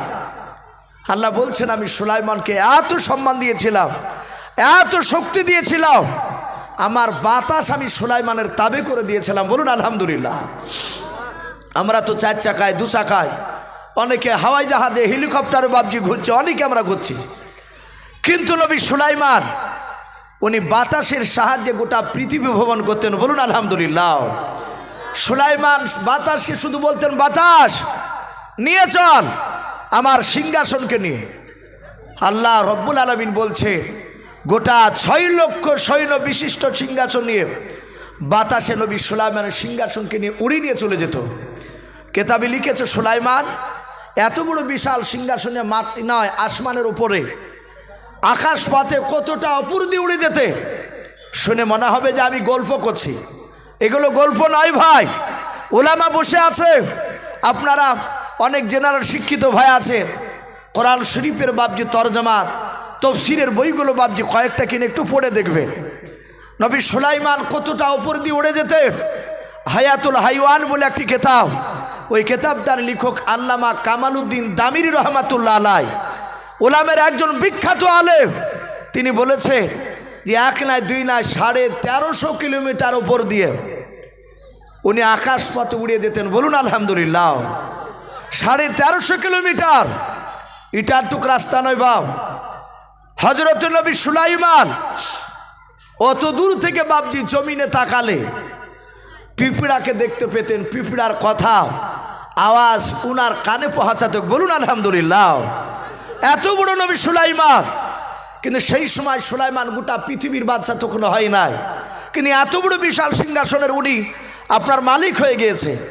সুলাইমান সকালবেলায় বাপজি আপনার ডাক দিয়ে বলল এই জিনেরাও, যেহেতু জিনেরা বাপজি ওর তাবে ছিল। আল্লাহ রাব্বুল আলামিন বলছেন গোটা পৃথিবী অনেক মাখলুকাতকে আমি সুলাইমানের সব তাবি করে দিয়েছিলাম। বলুন আলহামদুলিল্লাহ। সুলাইমান যা বলতো তাই শুনতো। সকালবেলায় কয়েকটা জিনকে ডেকে বলল হে জিনেরাও, যাও তোমরা আজকে পুরা খবর দিয়ে দাও, আগামীকাল সকাল 9টার আগে আমার রাজ দরবারে যেন সিংহাসনের সামনে যেন হাজির হয়ে যায় আমার দেশে যত জীবজন্তু পশু পাখিরা আছে, সব জিন মানুষ পাখি যা আছে সবাইকে বলে দাও আগামী কালকে যেন তারা 9টার আগে পৌঁছে যায়। আমি তাদেরকে সামনে রেখে আমি নবাত সম্পর্কে কিছু বক্তব্য রাখব, আমি আলোচনা করব। জিনারা বাপজি প্রচার শুরু করলো। কথা বলুন, জিনকে আপনারা দেখতে পান ভাই? কথা বলে জিনকে দেখতে পাইনি, কিন্তু মেয়ে ছেলেতে জিন দেখতে পায় ভাই। দেখবেন বেশিরভাগ এক একটা ফ্যামিলিকে এক একটা মেয়েতে বাপজি নাজেহাল করে দিল, ভণ্ডামো করে। অনেক সময় বাপজি মেয়েরা তারা বলে যে বাথরুমে যে বাপজি এসে হু হু করছে, বলে কি হয়েছে? বলে জিনে ধরেছে। আমরা অনেক পরীক্ষা করে দেখেছি, 2 মাস 6 মাস জ্বালানোর পরে দেখা যাচ্ছে বিনা ওষুধে আর রোগ ভালো হয়ে গেছে। শুনতে পাওয়া যাচ্ছে যে মেয়েটা অমুক ছেলেকে ভালোবাসতো, সে বিয়ে করবো না বলেছে, দিয়ে ওই রকম ভণ্ডামো করছিল। বেশিরভাগ মেয়েরাও বদমাইশ করে। নবী বলেছে আমি রসুল ছাড়াও পৃথিবীর কোনো মানুষ জিনকে বাপজি তারা দেখতে পাবে না। মানুষেরা জিনকে দুনিয়াতে দেখতে পাবে না, কিন্তু নবী রসুলদের জন্য খাস ছিল। বলুন আলহামদুলিল্লাহ। নবীদের জন্য খাস। নবীরা যেটা করতে পারে সেটা আমরা করতে পারবো না। তাহলে সুলাইমান নবী উনি দেখতে পাতেন জিনকে, ওনার জন্য খাস ছিল। আল্লাহ রসুল বললে ঘুমালে অজু করার পরে সাহাবাদেরকে বললে তোমরা অজু যদি করো, মসজিদে এসে যদি পিঠ লাগিয়ে বসে থাকো, যদি ঘুমিয়ে যাও তাহলে তোমাকে অজু করা লাগবে। সাহাবারা বাপজি মশলাটা শুনলে একদিন হঠাৎ করে দেখছেন বিশ্বনবী শুয়ে আছে। আল্লাহ রসুল ও সাহাবারা নমাজের টাইমের দিকে দেখছে, রসুল উঠছে না কেন? ঠিক নমাজের 2 মিনিট আগে আল্লাহ রসুলের আবু বাকার সাহাবা, তিনি রসুলের পায়ে তালুতে গিয়ে হাত দিচ্ছে, আস্তে আস্তে হাত বোলাচ্ছে। বিশ্ব নবীজির ঘুমটা একটু ভাঙানোর জন্য জোরে দিচ্ছে না, যদি বেয়াদবি হয়। আল্লাহ রসুল তাকে বলেন আবু বাকার কি ব্যাপার, আমার পায়ের তালুতে হাত বোলাচ্ছে কেন? আর এটা নিয়ম, মানুষকে ডাকা গায়ে হাত বোলাতে হয়, যে যেরকম ব্যক্তি গায়ে হাত বোলাতে হয়। আমরা কি করি? তার কাছে আব্দুল জব্বার শুয়ে আছে, আর কানের গুড়িতে যে এই জব্বারে এই উঠ, ধমক। ও ঘুমিয়ে থাকবে, ধম কেমনি উঠে, ভাই কি হলো? তার ব্রেনের আঘাত হতে পারে। এটা রসুল্লাহ ওইভাবে ডাকতে বলেনি, তার গায়ে হাত দেন। আস্তে আস্তে বলুন ভাই কি চাচা, যদি ছোট হয় আব্দুল জব্বার বলে ডাকেন, আব্দুল জব্বার। সে তাকে বলবে কি হলো? বলে ওঠো। যে কোনো কাজের জন্য হয় আপনি ডাকতে পারেন, সেক্ষেত্রে তখন বলে তার ব্রেনের অসুবিধা নেই। রসুল্লাহ তাকে বলেন আবু বাকার আমাকে ডাকলে কেন? বলে হুজুর নামাজ পড়বেন না, টাইম হয়ে গেছে। আল্লাহ রসুল চট করে ওঠে, বিনা অজু করে, অজু করেন না, নবী অমনি গিয়ে বাপজি নামাজে দাঁড়িয়ে গেলেন। সাহাবারা নামাজ পড়লেন। নামাজ পড়ে চিন্তা করছেন, রসুল্লাহতে কিছুদিন আগে বললেন যে ঘুম থেকে জাগার পরে তাকে অজু করা লাগবে। হজরতে ওমারি ফারুক রাদিয়াল্লাহু তাআলা আনহু আস্তে করে বলছেন হুজুর বেয়াদবি হলে মাফ করবে। নবী বললেন আবু উমার কি বলবে বলো? বলো হুজুর আপনি বলেন ঘুমালে মানুষ অজু ভেঙে যায়, কিন্তু আপনি শুয়ে ঘুমাচ্ছিলেন, আপনি অজুকে করলেন না? বিশ্বনবী মুচকে মুচকে হাসছে। নবী বলেন সাহাবা এটা আমি রসুল, আমি তোমাদের মতো নয়। এই সাহাবা আমি শুনে নাও, আমার চোখ বন্ধ ছিল কিন্তু আমার অন্তর জেগেছিল। বলুন আলহামদুলিল্লাহ। নবী আর এক জায়গায় বলেছে আমাকে আল্লাহ খাওয়ায়। বলুন আলহামদুলিল্লাহ। তো নবীদের জন্য বাপজি কিছু খাস ছিল, যেগুলো আপনার আমার জন্য বাপজি প্রযোজ্য সেগুলো হবে না। তাহলে নবীরা বাপজি জিনকে দেখতে পারে। হজরতে সুলাইমান আলাইহিস সালাম বাপজি আপনার জিনেদেরকে বলেন, জিনেরা চারিদিকে বাপজি আওয়াজ দিতে লাগলো।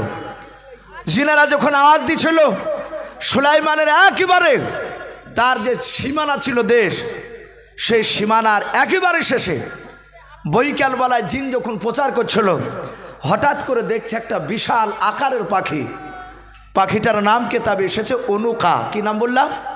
অনুকা। বিরাট বড় পাখি, ছোট ছোট একটা পাহাড়ের সমান সে ডিম দিত। প্রায় 1 বিঘার ওপরে ওই জায়গা লাগতো তার বসতে। বলুন আলহামদুলিল্লাহ। এত বড় পাখি, আপনাদের চিন্তা হবে যে এত বড় পাখি সম্ভব নয়। আল্লাহ বলছেন আমার পৃথিবীতে বহু মাখলুকাত রয়েছে, মানুষ তোমরা কিছু দেখতে পেয়েছো, আবার এমন কিছু আমার মাখলুকাত রয়েছে যা মানুষ তোমরা দেখতে পাও না। পৃথিবীতে এক শ্রেণীর মাখলুকাত পাখি রয়েছে যারা জন্ম নেওয়ার পর থেকে মৃত্যু পর্যন্ত তারা 1 সেকেন্ডের জন্য বাপজি মাটিতে গাছে বসে না, তারা আকাশে উড়তে থাকে। আবার এক শ্রেণীর পাখি আছে তাদের গায়ে ময়লা হলে তারা আগুনের ভিতর চলে যায়, আর আগুনের ভিতর থেকে বেরিয়ে আসলে তাদের ময়লাগুলো দূর হয়ে যায়, কিন্তু পাখি পড়ে না। আল্লাহর এরকম অনেক মাখলুকাত রয়েছে যা মানুষ দেখতে পায় নাই। কেতাবে লিখেছে নবী সুলাইমানের জামানায় একটা জাইলিয়া মাছ ধরা, ওই যে বাপজি জাল কেমনি করে জোরে ভাগ টান মেরে ফেলে না, ওটা কি জাল বলে? খেজাল, অনেকে খেপলা জাল বলে, আমাদের এলাকায় দৌলতাবাদ ঘাসুপুর এলাকায় তড়িয়া জাল বলে। তো ওই জাল ফেলেছে পানিতে মাছ ধরার জন্য, যাহাতে জাল তুলে দেখছে মাছ নয়, বিরাট একটা সুন্দরী নারী পানির ভিতর থেকে বেরে মানুষের মতো কথা বলছে আর বলছেন, ভাই ও জালে ভাই আমাকে ছেড়ে দাও, আমার দুটো বাচ্চা আছে, আমি শিকারি করতে এসে তোমার জালে আটকা পড়ে গিয়েছে।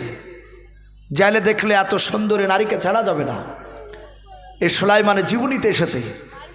তাহলে মানুষ যে বাপজি পানির তলে এক শ্রেণীর মানুষ বাস করে, এগুলো আমরা দেখতে পাই না। আল্লাহর বহু মাকলুকাত রয়েছে যা মানুষের একেবারে নাগালের বাইরে। ওই পাখিটা ডাক দিয়ে বলল চিনকে, এই কোথায় যেতে বলছিস? বলে আমাদের দেশের নবী সুলাইমান ডাক দিয়েছে, আগামীকাল সকাল 9টার আগে তার দরবারে পৌঁছালে উনি নবুয়ত সম্পর্কে তিনি বক্তব্য রাখবেন। পাখিটা বলল, নবী সুলাইমান কে? বলে তুমি জানো না? বলে নাও। বলে উনি বিরাট বড় বাদশাহ, বিখ্যাত নবী সুলাইমান, উনি সবারই কথা বুঝতে পারে। হযরত সুলাইমান আলাইহিস সালাম তার নবুয়তের ব্যাপারে জিনকে জিজ্ঞাসা করলো, নবুয়ত আবার কি? বলে আমি তা বলতে পারবো না, তুমি গেলি বুঝতে পারবা। নবী সুলাইমান আলাইহিস সালাম রাত দরবারে বাবা সকালবেলা বসে আছেন। সুলাইমান উনি বসে আছেন, ওনার পাশে বাপজা আর একজন আল্লাহর বুজুর্গ বসেছিলেন, ওনার নাম রাজীব বিন বারমুসালাম, হযরত আসিফ ইবনে বারকিয়ার আব্বাজান। এ রাজীব বিন বারমুসালাম বাপজি বিরাট আল্লাহর বুজুর্গ বান্দাও। সুলাইমান আলাইহিস সালামের দরবারে দোয়া করার জন্য উনি থাকতেন। বিখ্যাত নবী সুলাইমান অনেক সময় রাজীব বিন বারমুসালার কাছে পরামর্শ নিতেন। হঠাৎ করে নবী সুলাইমান তিনি দেখলেন বাবা জঙ্গল থেকে যে বাঘ সিংহরা তারা দলে দলে চলে আসল, তাদের সামনে জায়গাতে বসে পড়ল। জিনেরা এসে বসে গেল, মানুষ যত ছিল বাপজি তারা দলে দলে এসে তারা ডান দিকে বসে গেল। নবী সুলাইমান হঠাৎ করে দেখলেন ওই বিশাল আকারের বাপজি বড় পাখিটাও ডানায় ভর দিয়ে সনসন করে বাপজি উড়ে চলে আসতে লাগলো। আল্লাহর নবী সুলাইমান নজর করে দেখলেন বাবা বিরাট বড় পাখি উড়ে আসতেছে। সুলাইমান সিংহাসন থেকে বাপজি দাঁড়িয়ে গিয়ে বল, রাজীব বিন বারমুসালাম এত বড় বিশাল পাখি আমি প্রথমে দেখলাম, আজকে বলুন আলহামদুলিল্লাহ। ওই পাখিটা ফাঁকা জায়গা দেখে বাপজি বসে পড়ল। পাখিটা বসার পর প্রথমে চিৎকার করে বলো নবী সুলাইমানকে। আল্লাহর নবী সুলাইমান পাখির সাথে বাপজি আপনার কথা বলতে শুরু করে দিলেন। সুলাইমানের রাত দরবারে অনেক লোক ছিল, তারা বলল উনি হচ্ছেন নবী সুলাইমান। হযরত সুলাইমান ডাক দিয়ে বলেছিলেন, ওরে পাখি বল কেন আমাকে ডাক দিলি বল। পাখি বলল, আপনি নবী সুলাইমান? বলে হ্যাঁ। বলে আপনি নাকি নবুয়ত সম্পর্কে আজকে আলোচনা করবেন? বলে হ্যাঁ। হযরত নবী সুলাইমান ডাক দিয়ে বলেছিলেন, এই পাখি তোর নাম কি? বলে আমার নাম অনুকা পাখি। বলে আমার মনে হয় তুই আমার দেশের পাখি না? বলে নাও। ডাক দিয়ে বলেছিল, নবী সুলাইমান আমি সমুদ্র এলাকায় পাহাড়ে বাস করি, আমি শিকারি করতে করতে আপনার দেশে চলে এসেছিলাম, তা আমারও জানা ছিল না। আপনার জিনেরা চিৎকার করে বলেছিল আপনি নাকি নবুয়ত সম্পর্কে আলোচনা করবেন, তাই মনের বাসনা হলো আমি আপনার কাছে এসেছি, নবুয়ত সম্পর্কে আপনি একটু বলুন। আল্লাহর নবী জনাবে মুহাম্মদ রাসূলুল্লাহ সাল্লাল্লাহু তাআলা আলাইহি ওয়াসাল্লাম বলেন, সুলাইমান আরও বলেছিলেন আমি তকদির সম্পর্কে বলবো। ডাক দিয়ে বলেছিল, সুলাইমান তকদির কাকে বলা হয় তুমি একটু বুঝিয়ে বলাও। সুলাইমান বলেন, পাখি তুই জানিস না? বলে নাও। এই যে তুই আমার দরবারে আজকে আসিছিস, বলে হ্যাঁ, এটা তুই দুনিয়াতে জন্ম নেওয়ার 1 না 2 নাই 70 বছর আগে আল্লাহ রাব্বুল আলামিন তোর তকদিরে লিখে দিয়েছিল তুই আমার এই জায়গাতে পৌঁছাবি। বলুন আলহামদুলিল্লাহ। আল্লাহ রাসূল বলেছে প্রতিটা মানুষের ক্ষেত্রে একই। তার মার পেটে আসার 70 বছর আগে নয়, কে বলেছেন 70,000 বছর আগে আপনি কি খাবেন, কি করবে, কোথায় আপনার মওত হবে, এগুলো সব তকদিরে লেখা দিয়েছেন। বলুন আল্লাহুম্মা আমিন। এত বড় বাপ যে আপনার, আল্লাহ রাব্বুল আলামিন নবী সুলাইমান এই কথা বললেন। পাখিটা বলল, তা কি কেনা হয়? আমি ইচ্ছাকৃত এসেছি, আমি না আসলেই তো পারতাম। বলে ওটাই তো তকদির। বলে আমি এটা মানি না। সুলাইমান বললেন, তকদিরকে বিশ্বাস করিস না? বলে না। বলে এই সুলাইমান, এই তুমি এত লোকের মধ্যে থেকে তকদিরের কথা একটা বলতে পারবা? আজ থেকে না আগামীতে কি ঘটবে এরকম পারবা? নবী সুলাইমান বলেন, ওটা পারবো। বলে কি? তাড়াতাড়ি বলো। সুলাইমান বললেন, হে পাখি, একেবারে পূর্ব দিকে সব শেষে যে একটা দেশে বাদশাহ আছে, তার নাম হচ্ছে আলতাফিস। তার একটা বেটা আছে কয়েক মাসে, তার দোলনাতে বাচ্চাটা এখন বর্তমানে খেলা করছে। বলে এই উনুকায়, পশ্চিম দেশে একদম লাস্ট প্রান্তে একটা দেশ আছে, সেখানকার দেশের বাদশাহ, তার নাম হচ্ছে জুলতাফিস। তার একটা মেয়ে আজ 3 দিন হলো জন্ম নিয়েছে। শুনে নাও, আমি সুলাইমান কথা দিচ্ছি, আজ থেকে নিয়ে পাক্কা 16 বছর যেদিন পূর্ণ হবে, ওই পূর্ব দেশের বাদশার বেটা আর ওই পশ্চিম দেশের বাদশার মেয়ের সঙ্গে এদের 16 বছর আজ থেকে যেদিন পূর্ণ হবে, সেই দিনকে তাদের দুজনার বিবাহ হবে। বলুন আলহামদুলিল্লাহ। এটাই তাদের তকদিরে লেখা আছে। পাখি বলল, তাই? বলে হ্যাঁ, এটা তকদিরে আছে, ঘটবে। বলে হ্যাঁ।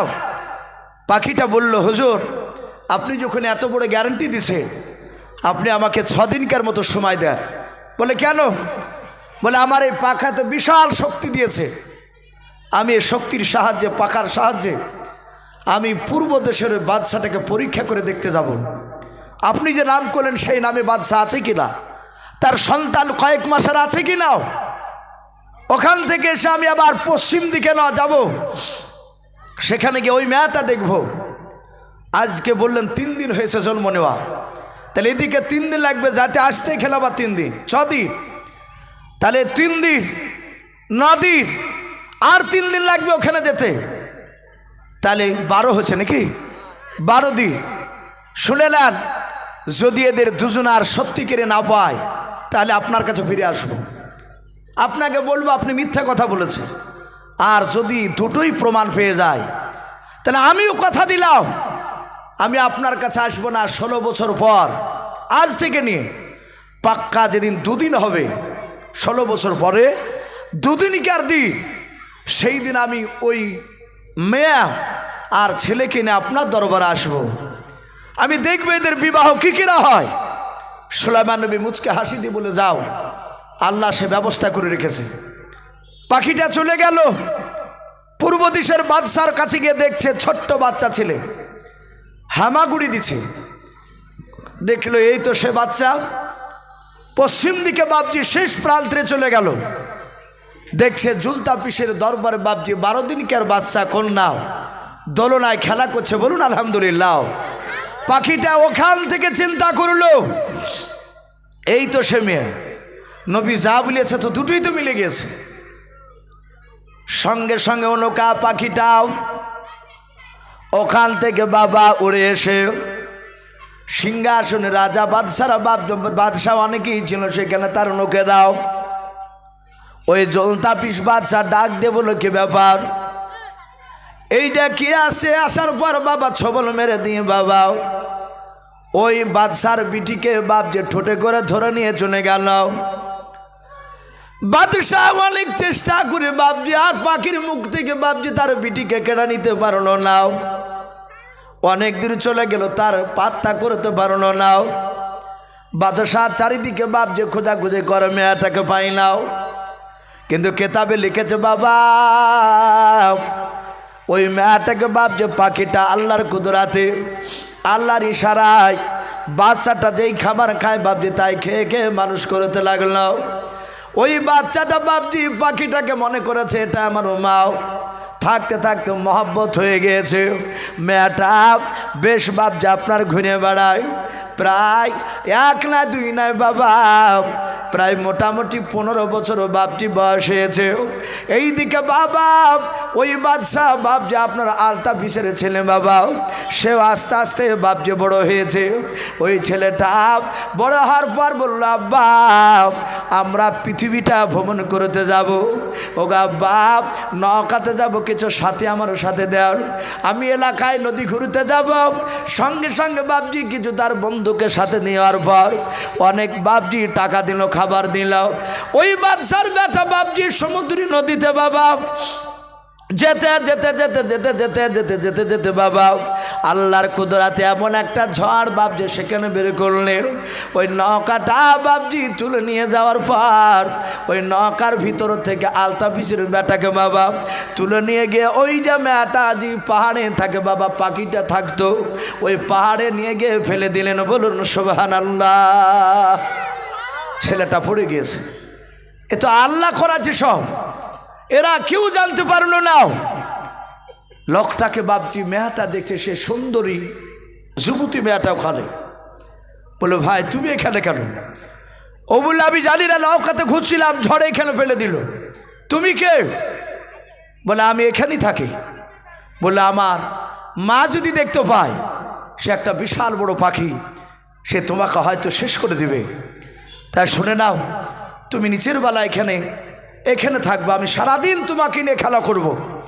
ঠিক সন্ধ্যার আগে আসবে, সেই সময় আমি এখান থেকে আমি আমার ঘরে যাব, আর আমি তোমাকে জানতে দিব না।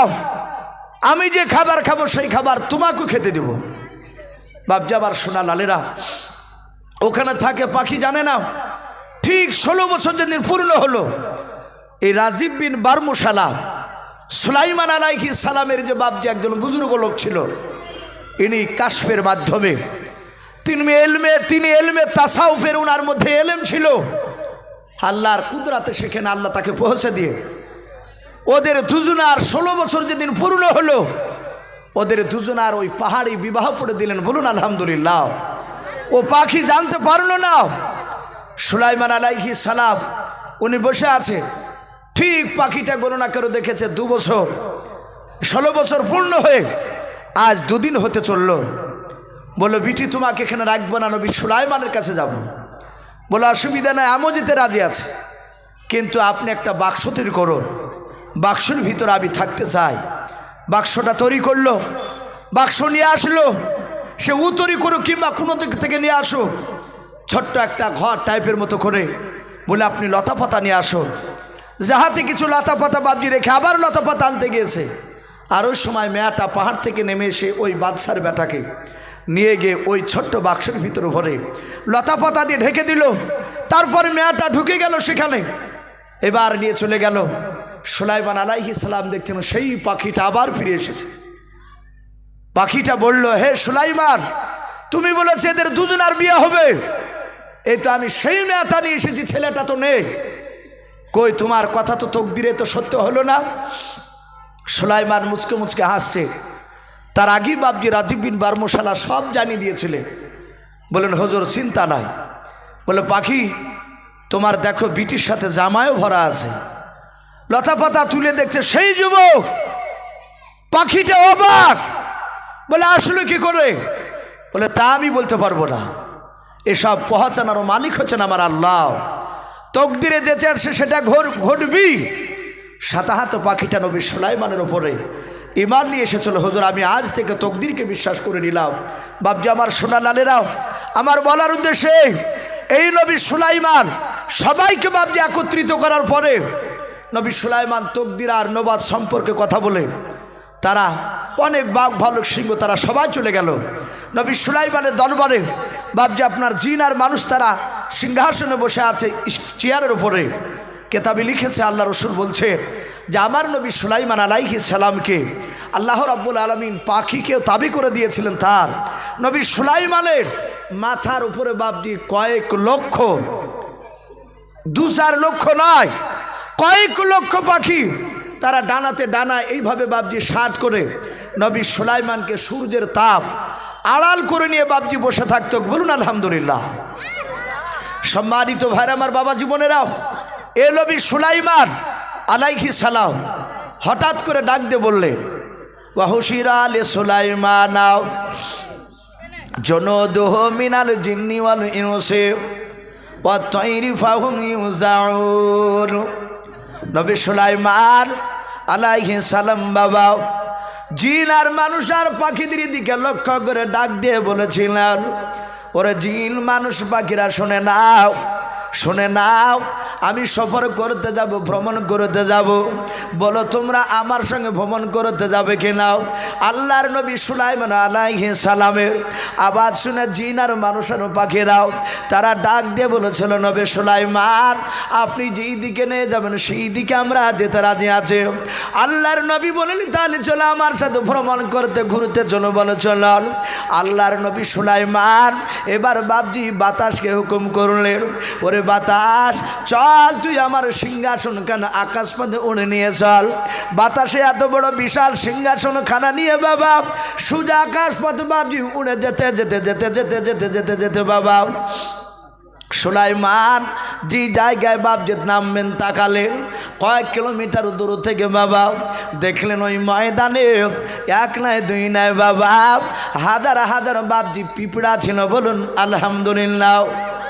নবী সুলাইমান বাতাসকে লক্ষ্য করে বলেছিল, বাতাস ওই দেখ ময়দানটা দেখতে পাচ্ছিস? বলে হ্যাঁ, ওই ময়দান আমার সিংহাসন খানা নামিয়ে দিবে। সুলাইমান বলে আমি যাহাতে ইশারা করলাম হঠাৎ করে পিঁপড়ার দিকে তাকে দেখলাম কয়েক লক্ষ নাই কোটি কোটি পিঁপড়া ওই ময়দানে ছিল বাবা। কোরআন শরীফে এসেছে কথা, হাত্তা ইদা আতা আলা ওয়াদিন নামাল। আরবিতে বাপজি পিঁপড়াকে আপনার নামলাতুন বলা হয়। নামলাতুন মানে হচ্ছে পিপিলিকাও। ওই লক্ষ লক্ষ বাবা কোটি কোটি বাপজি পিঁপড়ার মধ্যে থেকে বাবা একটা পিঁপড়া হঠাৎ করে নবী সুলাইমান সিংহাসনের দিকে তাকালেন।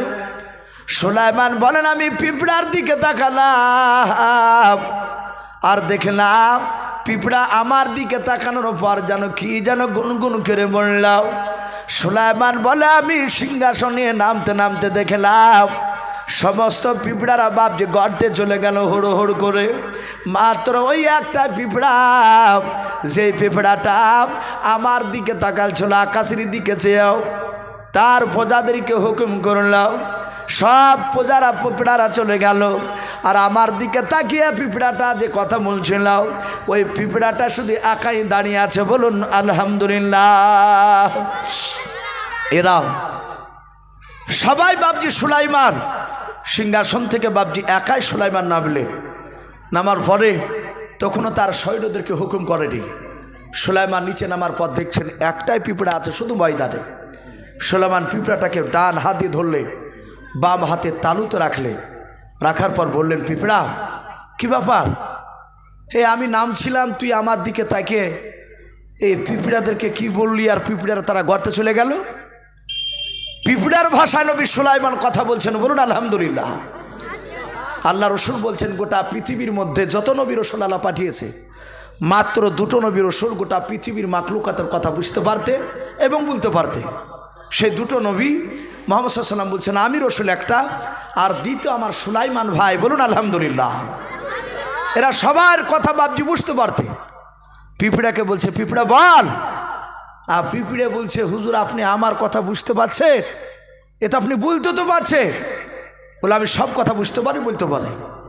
বলে বল তুই তোর প্রজাদেরকে কি বললি? পিঁপড়া বলল, নবী সুলাইমান আপনি এই সিংহাসনে নিয়ে এসেছেন সৈন্য? বলে হ্যাঁ। অগো নবী আপনি বড় বিশাল বাদশাহ, আপনি একজন নবী? বলে হ্যাঁ। বলে এই সিংহাসনে যত লোক আছে সব আপনার নেতৃত্ব মানে তো? বলে হ্যাঁ মানে। এরা সবাই আমার কথা শোনে। পিঁপড়া বলল, এখানে যত পিঁপড়া আছে এই ময়দানে কোটি কোটি পিঁপড়ার মধ্যে আমি নেতৃত্ব দান করি, এরা সবাই আমার কথা মেনে চলে। বলুন আলহামদুলিল্লাহ। এই যে পিঁপড়াটা নবী সুলাইমানের সাথে কথা বলছিল পিঁপড়াটা বেটা ছেলে না মেয়ে ছেলে? তাও আল্লাহ কোরআনে বলেছে ওয়াকালাত শব্দ ব্যবহার করেছে। এই পিঁপড়াটা বাপ যে আপনার ছিল মেয়ে পিঁপড়ে, পিঁপড়াটা বলল, আমি রানী এখানকার। বলে, নবী সুলাইমান, আপনার এত বড় বিশাল সিংহাসন নামছে, আমি বুঝতে পেরেছি গতি দেখে। আমি আমার প্রজাদেরকে বললাম তোমরা গর্তে চলে যাও। বলে, কেন? বলে, নবী সুলাইমান, আমরা সবাই 24 ঘন্টা শুনে নেন, আমরা আল্লাহর তসবিহ পাঠ করি, বলুন সুবহানাল্লাহ। আল্লাহ কোরআন পাকে বলেছেন, ইউসাব্বিহু লিল্লাহি মা ফিস সামাওয়াতি ওয়া মা ফিল আরদ। আমরা আল্লাহ বলেন, আসমান জমিনের ভিতরে যত আমার মাখলুকাত রয়েছে, সমস্ত মাখলুকাতরা আমার তসবিহ পাঠ করে। ওই পিঁপড়া রানী ডাক দিয়ে বলেছিল, নবী সুলাইমান, আপনার এত বড় বিশাল সিংহাসন খানাও পৃথিবীর মধ্যে শুনে নেন, আমাদের মনে হয় আপনার সিংহাসনটা বড় হবে। ওগো নবী সুলাইমান, এই সিংহাসন কেন আমি একাই দেখতে পেয়েছি, আর অন্য প্রজারা কেউ দেখতে পাই নাই। আমি তাদেরকে গর্তে যাওয়ার বলার একটাই কারণ, গো নবী সুলাইমান, তারা যদি গর্তে না যায়, আপনার সিংহাসন খানার দিকে ফ্যাল করে তাকে থাকতে গিয়েও হয়তো আল্লাহর তসবিহ থেকে তারা বিরতি হয়ে যাবে, বঞ্চিত হয়ে যাবে, তারা তসবিহ হয়তো বন্ধ করবে। এই কারণে আমি তাদেরকে গর্তে যেতে বললাম, ওরা আপনার সিংহাসনও দেখতে পাবে না, আল্লাহর তসবিহ থেকে বঞ্চিত হবে না, বলুন সুবহানাল্লাহ। বেশিরভাগ উলামারা লিখেছে পিঁপড়ার এই কথাটাকে আল্লাহ পছন্দ করে কোরআনে ওই পিঁপড়ার নামই সূরা পাঠিয়েছেন, বলুন আলহামদুলিল্লাহ। এই সুলাইমান পিঁপড়ার সাথে যাই হোক কথা বলার পরে পিঁপড়াটাকে বাপজি ডান হাত দিয়ে ধরে আবার মাটিতে রেখে দিলেন। পিঁপড়াটাকে যাহাতে মাটিতে রেখেছে, আর পিঁপড়ে বলছে, নবী আপনি আমাকে ফেলে দিলেন? বলে, না তো। বলে, হুজুর আর একটু তোলো। বলে, কেন? বলে, আপনি আমাদের দেশের মেহমান, বলুন আলহামদুলিল্লাহ। নবী সুলাইমান তুললে। বলে, বল। পিঁপড়া রানী বলছেন, হুজুর আপনি তো নবী, আমি চিনতে পেরেছি আপনাকে, আপনি আমার দেশে যখন ঘুরতে চলে এসেছেন। হে নবী সুলাইমান, একটু দয়া করে আমার তরফ থেকে আপনাকে দাওয়াত দেওয়া হয়েছে, আপনি আমার দাওয়াতকে গ্রহণ করুন, আপনি মেহমানদারি করুন। সুলাইমান দেখলেন মেহমান আমি এখানে এসেছি, এর দাওয়াত যদি গ্রহণ না করে তাহলে গুনাহ হবে। উলামারা এটা জানে, কিন্তু বাপজি আলেমদের আমাদের দোষ বেশি। যদি না খাই, যদি বলে ভাই তো দেন, যখন খাইতে যখন বলছেন এই এক হাত পিস খাই, মানে জানে যে দাওয়াত গ্রহণ যদি না করি তাহলে এটা অন্যায়। নবীদের সুন্নাত, নবীরা বাপজি দাওয়াত গ্রহণ করতেন, বলুন আলহামদুলিল্লাহ। যদি তা না হতো, মুহাম্মদ সাল্লাল্লাহু আলাইহি ওয়াসাল্লাম এক ইহুদির বাড়িতে 20 মাখানো গোছ খাতে যেতেন না। দাওয়াত, নবীকে এক ইহুদির মেয়ে সে ছাগল জবাই করে গোশতে 20 মাখে নবীকে দাওয়াত দিতে গিয়েছে। নবী খেয়ে নিয়েছিলেন। নবীর এক সাহাবী ইন্তেকাল করেছিল, নবী জাহাতে গিলতে গিয়েছিলেন, গিলে নিয়েছেন। আর ওই সময়তে জিবরিল বলছেন, হুজুর আপনি এখনই ভূমি করে ফেলে দেন। কেতাবে লিখেছে নবীর ওই বিষের ক্রিয়া মওতের সমাতো বাবজি দেখা দিয়েছিল। এই জন্য বিশ্বনবী শহীদের মর্যাদা পেয়েছিলেন, বলুন আলহামদুলিল্লাহ। ভাই আমার বলার উদ্দেশ্যে, দাওয়াত গ্রহণ করলে আপনাকে খেতে হবে, কিন্তু আমাদের দেশে অনেক প্রথা আছে, অনেক খারাপ। বড় লোক দাওয়াত দিলে গ্রহণ করি, একটা গরিব যদি দাওয়াত দেয় আমরা কবুল করতে চাইনি। যে ওর বাড়িতে তো বসারই জায়গা না চাঙ্গা, ওর কাছে খাইতে যাওয়া মানে আমার ছোট করা হবে আমাকে, এটা অন্যায়। নবী সুলাইমান বলল, আমি তোমার দাওয়াতকে গ্রহণ করতে পারি, কিন্তু আমি একাই নয়। বলে, কে? বলে, ওই দেখ 6 লক্ষ সৈন্য আছে সিংহাসনে, জিন আর মানুষ, আরো যে লাখ লাখ পাখি ওপরে ডানা মিলে দাঁড়িয়ে আছে। পিঁপড়া রানী বলল, হুজুর সবারই দাওয়াত থাকলো, বলুন আলহামদুলিল্লাহ। সুলাইমান উনি মুচকে মুচকে হাসছেন। কোরআন শরীফে এসেছে ফাতাবাসসামা শব্দটা এসেছে, জহিকা মিন কওলিহি নাকি বলে একটা শব্দ আছে কোরআন শরীফে, ওই সূরা তো না বলে। সুলাইমান আলাইহিস সালাম এমনভাবে হাসলেন যে তার মুখের জয়হিক দাঁতগুলো, আরবিতে বাবজি দাঁতের নাম আছে, সানিয়া উলিয়া, সানিয়া সুফলা, রুবিয়া, আনিয়া, জয়হিক, আপনার তয়হিনেভাবে আছে। ওই যে সামনেকার বড় বড় দাঁত দুটিয়া, আমরা অনেকে হাড়িয়া দাঁত বলি, কুদাল দাঁত বলি, ওই দাঁত দুটাকে বাবজি আরবিতে সানিয়া ওলিয়া বলা হয়, ওপরকার বড় দাঁত দুটাকে। আর নিচকার দাঁত দুটাকে বাবজি সানিয়া সুফলা বলা হয়। তো ওই দাঁত নবী সুলাইমানের জৈহিক দাঁতগুলো, মাড়ির দাঁতগুলো বেরিয়ে গেল। মানে উনি হাসছেন যে পিপিড়াতে কি খাওয়াবে। সুলাইমান বললেন আমি রাজি আছি, দেখি কি খাওয়াই। পিপিলিকা বাবজি আপনার ভিতরে চলে গেল। গর্তে যাওয়ার পরে তার প্রজাদেরকে বলল টিড্ডি ভাজা করে নিয়ে আয়। টিড্ডি বাবজি আমরা অনেকেই জানি না হয়তো, কিন্তু আমরা শুনেছি, আমাদের হুজুরা বুঝিয়েছেন আমাদেরকে। ওই ধানের ভিয়ে দেখেন এক ধরনের মোটা ফড়িং থাকে, উটের মতো লম্বা, খুব বেশি দূর উড়িয়ে যেতে পারে না, সবুজ টাইপের। পঙ্গপাল, অনেকে বলে হাঁটু পানি, পঙ্গপাল।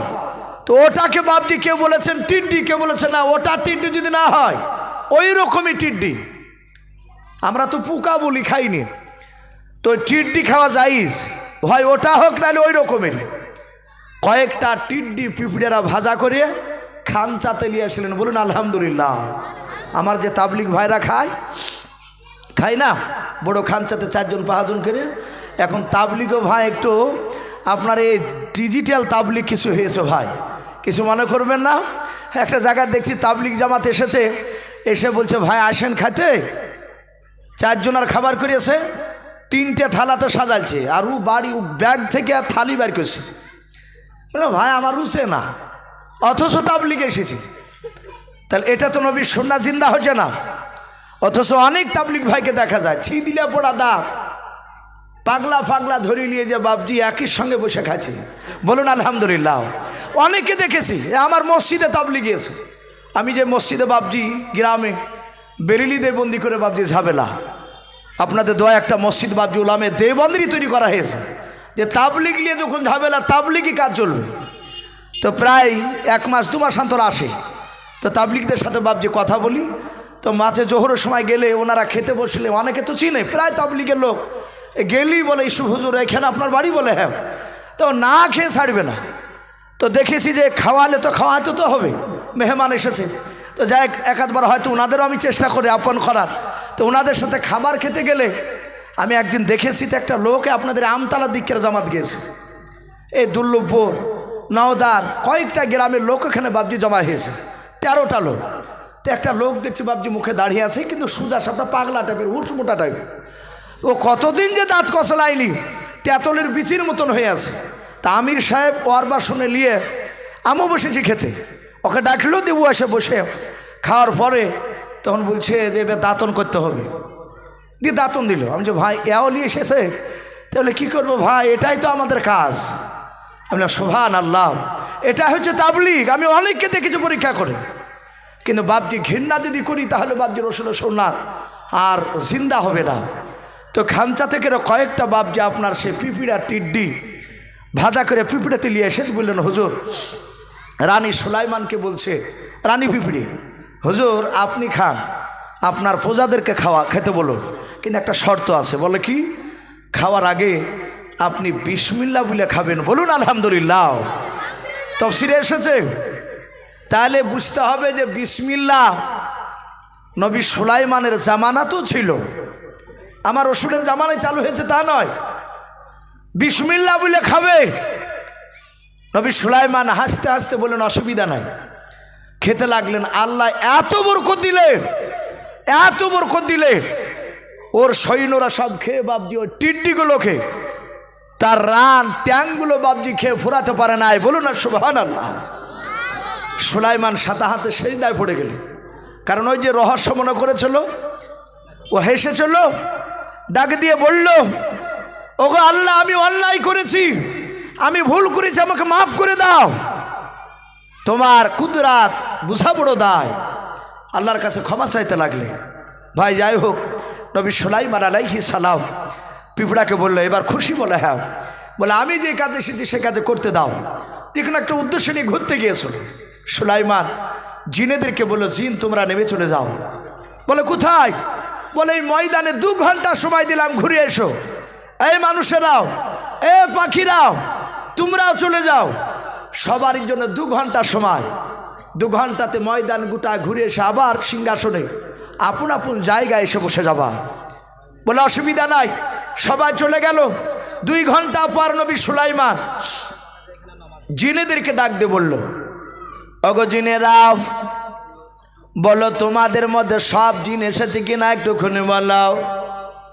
জিনেরাও ডান দিকে বাম দিকে সামনে পেছন দিকে বাবা তাকে দেখে নাও। সবাই চারিদিকে বাবজি লক্ষ্য করে দেখার উপর বলেন হুজুর একটা চেয়ারও ফাঁকা নাই। 3 লাখ জিনেদের চেয়ার সব আমরা বুকিং করে নিয়ে বসে আছি। নবী সুলাইমান এবার মানুষদের দিকে লক্ষ্য করে বলেন, মানুষেরা বল তোরা সবাই কি এসেছিস কিনা? তারা সবাই তাকে বলে হুজুর আমরা চলে এসেছি। একটা মানুষের কেউ ফাঁকা নাই বলে না। সবাই চলে এসেছে বলে হ্যাঁ। নবী সুলাইমান এবার পাখিদের দিকে লক্ষ্য করে বলেন, পাখিরা বলো বলো তোমাদের মধ্যে সব পাখি এসেছে কিনা একটুখানি বলো। সব পাখিরা বাবজি লক্ষ্য করে ডান দিকে বাম দিকে চারিদিকে তাকানোর উপর বাবা সুলাইমান আমার আওয়াজ দিয়ে বলো, পাখিরা বল বল তোদের মধ্যে সব পাখি এসেছে কিনা। হঠাৎ করে বাবা একটা পাখি চিৎকার করে বলেছিল, নবী সুলাইমান আমার ডান পাশের এই জায়গাটা ফাঁকা হয়ে আছে, এ শূন্যস্থান পূরণ হয় নাই।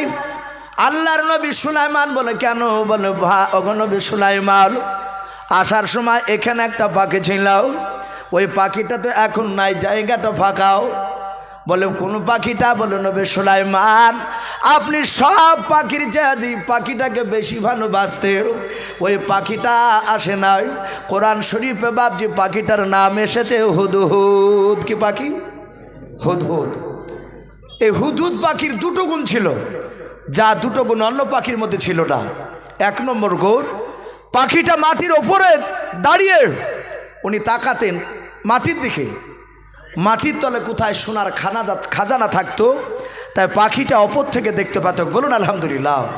নবীকে বলতেন হুজুর এখানে খুললে আপনি সোনার খাজানা পাবে। আর একটা গুণ ছিল, কমলিয়ার পানি কোথায় পাওয়া যায়? নবী সুলাইমানের পানি দরকার হতো ময়দানে গিয়ে, বলতো কোথায় খুললে পানি পাওয়া যায় অল্প খোড়ায়। এই হুদহুদ দেখতো, পাখিটা এইভাবে তাকে চারিদিকে তাকানো, বলতো হুজুর ওই জায়গায় খোঁড়েন গা, কম খোঁড়াতেই পানি পাবে। লিয়ার সব জায়গায় সমান ভাই? সমান নাই। পানির দিক দিয়ে আল্লাহর কাছে হাজার শুকরিয়া, আমাদের এলাকায় 2টা পাইপে পানি হয়, কোনো জায়গায় একটা তো হয়, আপনাদের দিকেও মনে হয় হয়। আবার কান্ধি এলাকায় চলে যান, 50-60টা পাইপ দিয়ে বাবজি স্প্রিংয়ের মতন জাম্পিং করছে। এই হুজুর আমাকে দাওয়াত করেছিলেন রোজার আগে, বাবজি একটা জালসা হওয়ার কথা ছিল এই কারি সাহেব ওই মাড়গ্রাম এলাকায়। আমি হালি বাবজি কয়েকদিন আগে নগর মাদ্রাসা জালসা করে আসলাম, তো ওখানে গিয়ে দেখছি বাবজি পানির খুব বলছে যে এখানে অনেক টাকা খরচ এক একটা টিউবওয়েল বসা থেকে। ওই তুলনামূলক আল্লাহর কাছে হাজার শুকরিয়া, বলুন আলহামদুলিল্লাহ। ওই হুদহুদ পাখি নাই। নবী বললেন নাই বলে নাও, তাহলে নিশ্চয় আমি না কোনো জঙ্গলে আটকা পড়ে গেছে, একটু দেখ দেখ তাড়াতাড়ি দেখ। সব পাখির এসে বললো হুজুর চিরুনি তল্লাশি চালালাম কোথাও পাওয়া গেল না। বলে মানুষ দেখো, মানুষরা বলে হুজুর আমরা খুঁজে দেখলাম পেলাম না। সুলাইমান বলে জিন তোরা দেখ ধিনি। জিনারা খোঁজাখুঁজি করে এসে বলে হুজুর নাই, আমরাও পেলাম না। নবী বললেন আমার বিনা অনুমতিতে তাহলে অন্য জায়গায় গিয়েছে। বলে সবাই চল, বাতাসকে বলে বাতাস উড়ে নিয়ে চল আমার দরবারে। পাখিতে নয় বাবজি, বাতাস উড়ে নিয়ে চলে গেল সবাইকে। ওই হুদহুদ নামক পাখিটা ঠিক বাবজি ঘন্টা 3 পর এসে দেখছে সিংহাসন নাই, নবীও নাই। উনি বুঝতে পারলেন আমার আসতে লেট হয়েছে, তা চলে গিয়েছে। ওই হুদহুদ পাখিটা গোটা দিন উড়ে গিয়ে, গোটা রাত উড়ে গিয়ে সুলাইমান আলাইহিস সালামের দরবারে সকালবেলা গিয়ে পৌঁছালো। কিন্তু কেতাবে লিখেছে কোরআন শরীফে তাফসীরে মারুফুল কোরআনে সুলাইমান পাখিদেরকে বলেছিল, এরে পাখি আমার দেশে যদি ঘুরতে ঘুরতে ওই হারানো হুদহুদ পাখিকে যদি তোদের দেখা হয় আমার কাছে দেখা করতে বলবি। সে যদি উপযুক্ত দলিল যদি পেশ না করতে পারে তাহলে শাদীদুল আযাব, আমি তার কঠিন বিচার করব। আর সে যদি উপযুক্ত দলিল পেশ করে দেয় তাহলে ওকে আমি ছেড়ে দিব। বলুন আলহামদুলিল্লাহ, তাকে মারবো না। পাখিটা বাবজি উড়ে গিয়ে দেখছে সুলাইমান বসে আছে, ওর পাখির কাছে গিয়ে ধপাস করে বসলো। সব পাখিরা দেখছে এই তো সে গতকালকে আর মাল আজকে আসছে। বলে এখানে বসিস না, ওখানে যা, দেখা সুলাইমান তোর কি করছে। পাখিটার যখন গুণ ছিল কটা বললাম ভাই? 2টো। তাহলে নিশ্চয় বুদ্ধি আছে কি নাই কথা বলে। পাখিটা চিন্তা করলো মার থেকে বাঁচার উপায় নাই। সুলাইমান চরম রাগের নবী, উনি চিন্তা করলে ওকে মাওলা তুমি আমাকে বুদ্ধি দাও, আমি তোমার নবী সুলাইমানের কাছে এমন হিকমতের সহিত কথা বলবো, আমার নবী সুলাইমান আমাকে তো মারা তো দূরের কথা, সে আমার কথা শোনার জন্য পাগল হয়ে যায়। বলুন আলহামদুলিল্লাহ। আল্লাহ তাকে বুদ্ধি দিয়েছিলেন। হুদহুদ পাখি নবী সুলাইমানের কাছে গিয়ে বসে বললাম, নবী সুলাইমান আলাইহিস সালাম ডাক দিয়ে বলেছিলেন, ওরে হুদহুদ পাখি বল, গতকালকে মাত্র 2 ঘন্টা সময় দিয়েছিলাম, ওই 2 ঘন্টার মধ্যে সব পাখি এসেছিল, তুই কেন আসিস নাই কোনে বল। পাখিটা হাত জোড় করে ডানা মিলে বলেছিল, ওগো নবী সুলাইমান আমি আপনার বিনা অনুমতিতে যাই নাই। বলুন সুবহানাল্লাহ। নবী সুলাইমান বলে, মাত্র আমি 2 ঘন্টা সময় দিয়েছিলাম, 2 ঘন্টার মধ্যে কেন আসিস না। ডাক দিয়ে বলেছিল, নবী সুলাইমান আপনি যখন ঘুরতে যেতে বলেন, আমি আপনার দরবার থেকে আমি সিংহাসনে মাথা থেকে উঠতে শুরু করলাম, আমার সাথী ভাইরা অনেকে ছিল, তাদের সাথে উড়ে যেতে যেতে যেতে যেতে ওগো নবী সুলাইমান আমার দল ছাড়া আমি অন্য জায়গায় চলে গিয়েছিলাম। দেখবেন বাবা, যারা পায়রা পুষে ভাবছে কবিতর বলি, 10টা 5টা উড়ালে ভাবছে তার মধ্যে থেকে 2টা 1টা ভাবছে হারিয়ে যায়। হযরত নবী সুলাইমানকে ডাক দিয়ে বলেছিল, নবী সুলাইমান আমি উড়ে যেতে যেতে যেতে যেতে যেতে যেতে যেতে যেতে আপনার এলাকা আপনার দেশ ছেড়ে আমি একটা নতুন রাজ্যে চলে গিয়েছিলাম। ও নবী সুলাইমান যেই দেশে চলে গিয়েছিলাম, নতুন দেশে নবী গাও, ওই দেশের একটা হুদহুদ পাখি ছিল, সেও আকাশে উড়ছিল। আমাকে দেখে বলল, ভাই তোমার বাড়ি কোথায়? আমি বললাম আমার বাড়ি মিশর এলাকায়। সাথে ওই পাখিটা ডাক দিয়ে বলেছিল, ভাই তুমি তো আমার দেশে এসেছো, শুনে নাও, চলো আমার দেশে গিয়ে তোমাকে কিছু নিত্য নতুন জিনিস আমি দেখাতে চাই। ওগো নবী সুলাইমান এমন একটা দেশে চলে গেলাম, তার দেশে নিত্য নতুন জিনিস দেখতে গিয়াও নবী আসতে আমার দেরি হয়ে গিয়েছে। ওগো আল্লাহর নবী শুনে নেন, আমি যেই দেশে গিয়েছিলাম ওই দেশের ব্যাপারে আপনার কোনো অভিজ্ঞতা নাই। বলুন আলহামদুলিল্লাহ। শুধু এতটুক বললে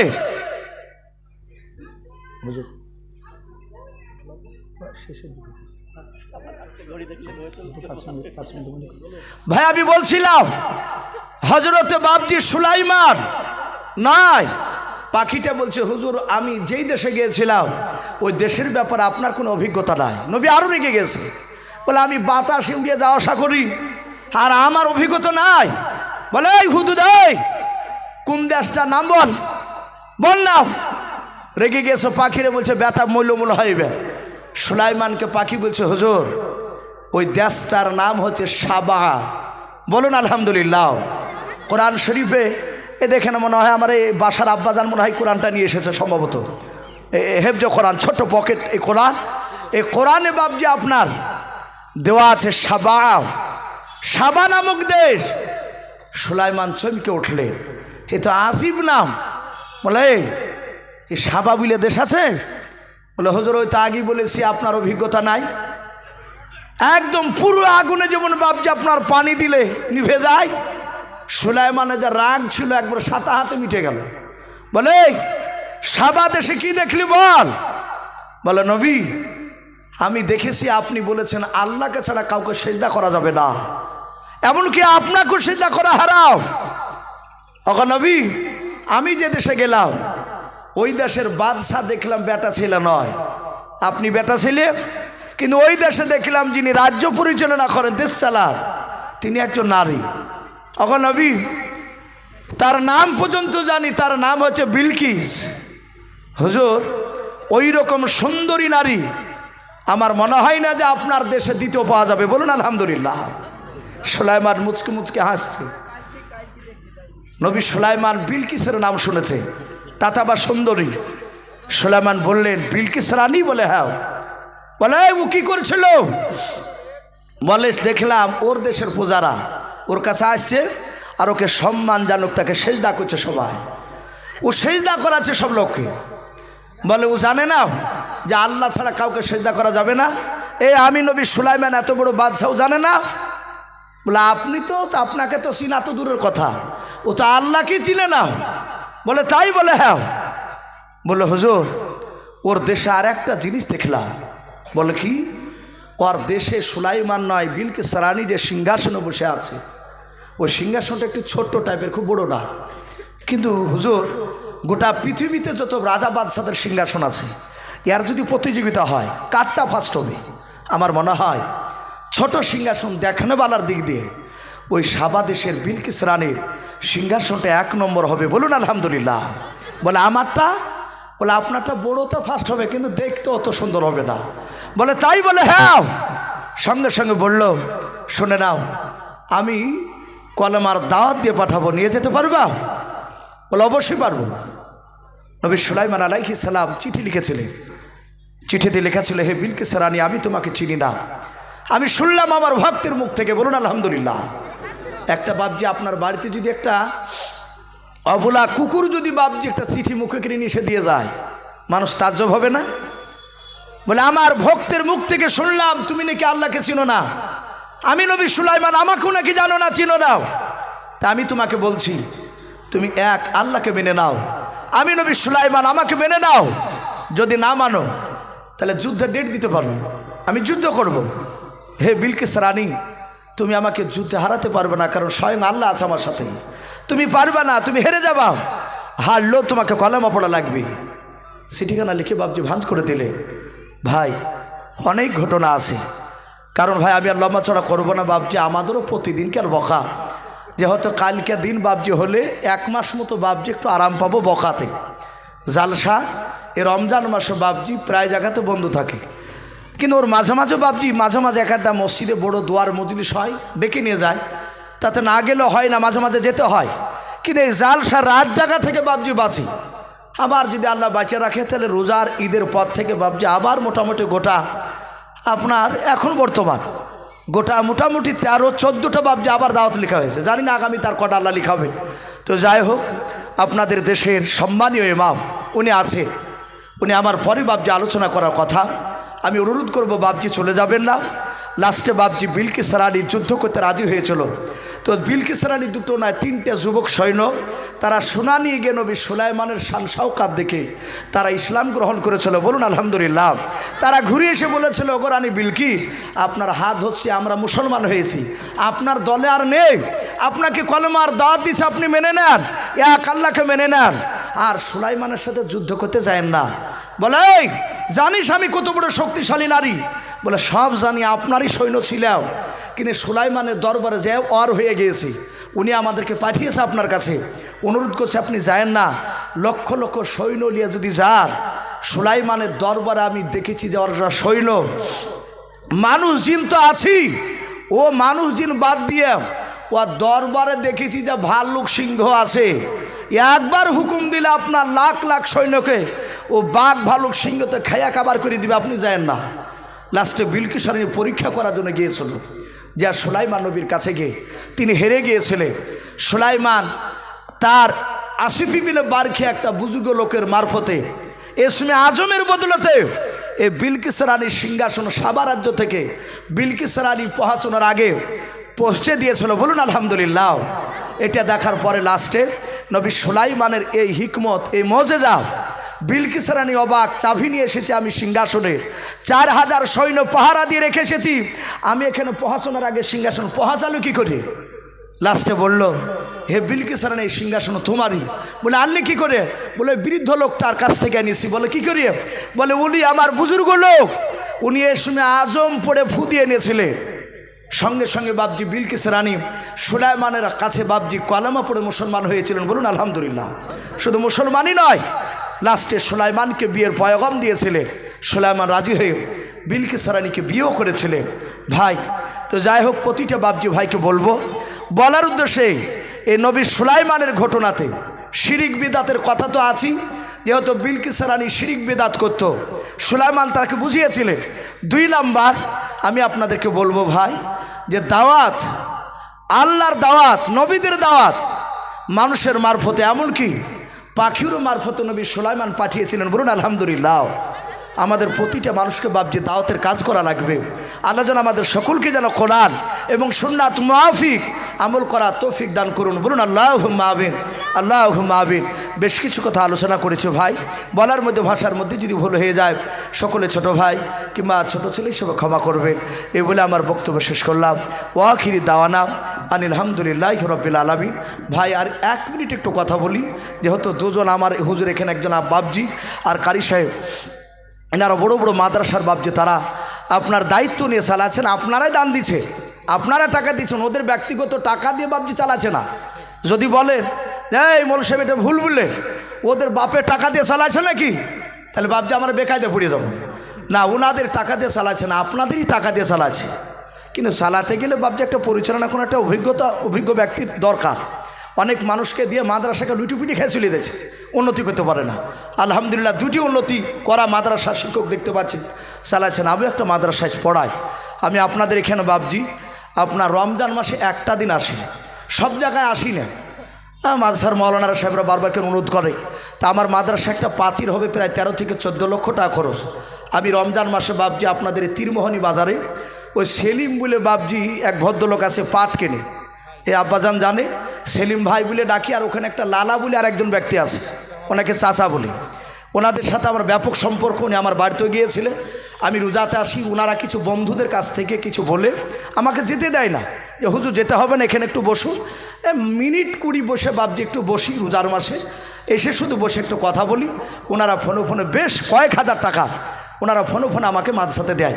তো ভাই যদি আপনাদের কারো দেওয়ার যদি ইচ্ছা থাকে, হয় আমাকে ডাইরেক্ট ফোনে বলবে যে হুজুর একটু আপনাকে কিছু 1000 কে 500 এভাবে দিব, জাকাত থেকে হোক ওষুধ থেকে হোক, ইনশাল্লাহ চেষ্টা করবেন। আর যদি মনে করেন যে না ওনাদের হাতে দিব, ওনাদের হাতে দিলে বলবে যে এই টাকাটা ইউসুফ মৌলানার মাদ্রাসা আপনি পৌঁছে দিন, দিলে ইনশাল্লাহ আমার নাম করলে আশা করি ওনারা আমার কাছে পৌঁছে দেবে। আর যদি রমজান মাসে আসি ইনশাল্লাহ মোটামুটি লোকের কাছে গেলে একটু লক্ষ্য রাখবেন ইনশাল্লাহ। এ বলে আমার বক্তব্য শেষ করলাম। ওয়াখিরি দাওয়ানা আনিল হামদুলিল্লাহি রাব্বিল আলামিন। আসসালামু আলাইকুম ওয়া রাহমাতুল্লাহি ওয়া বারাকাতুহু।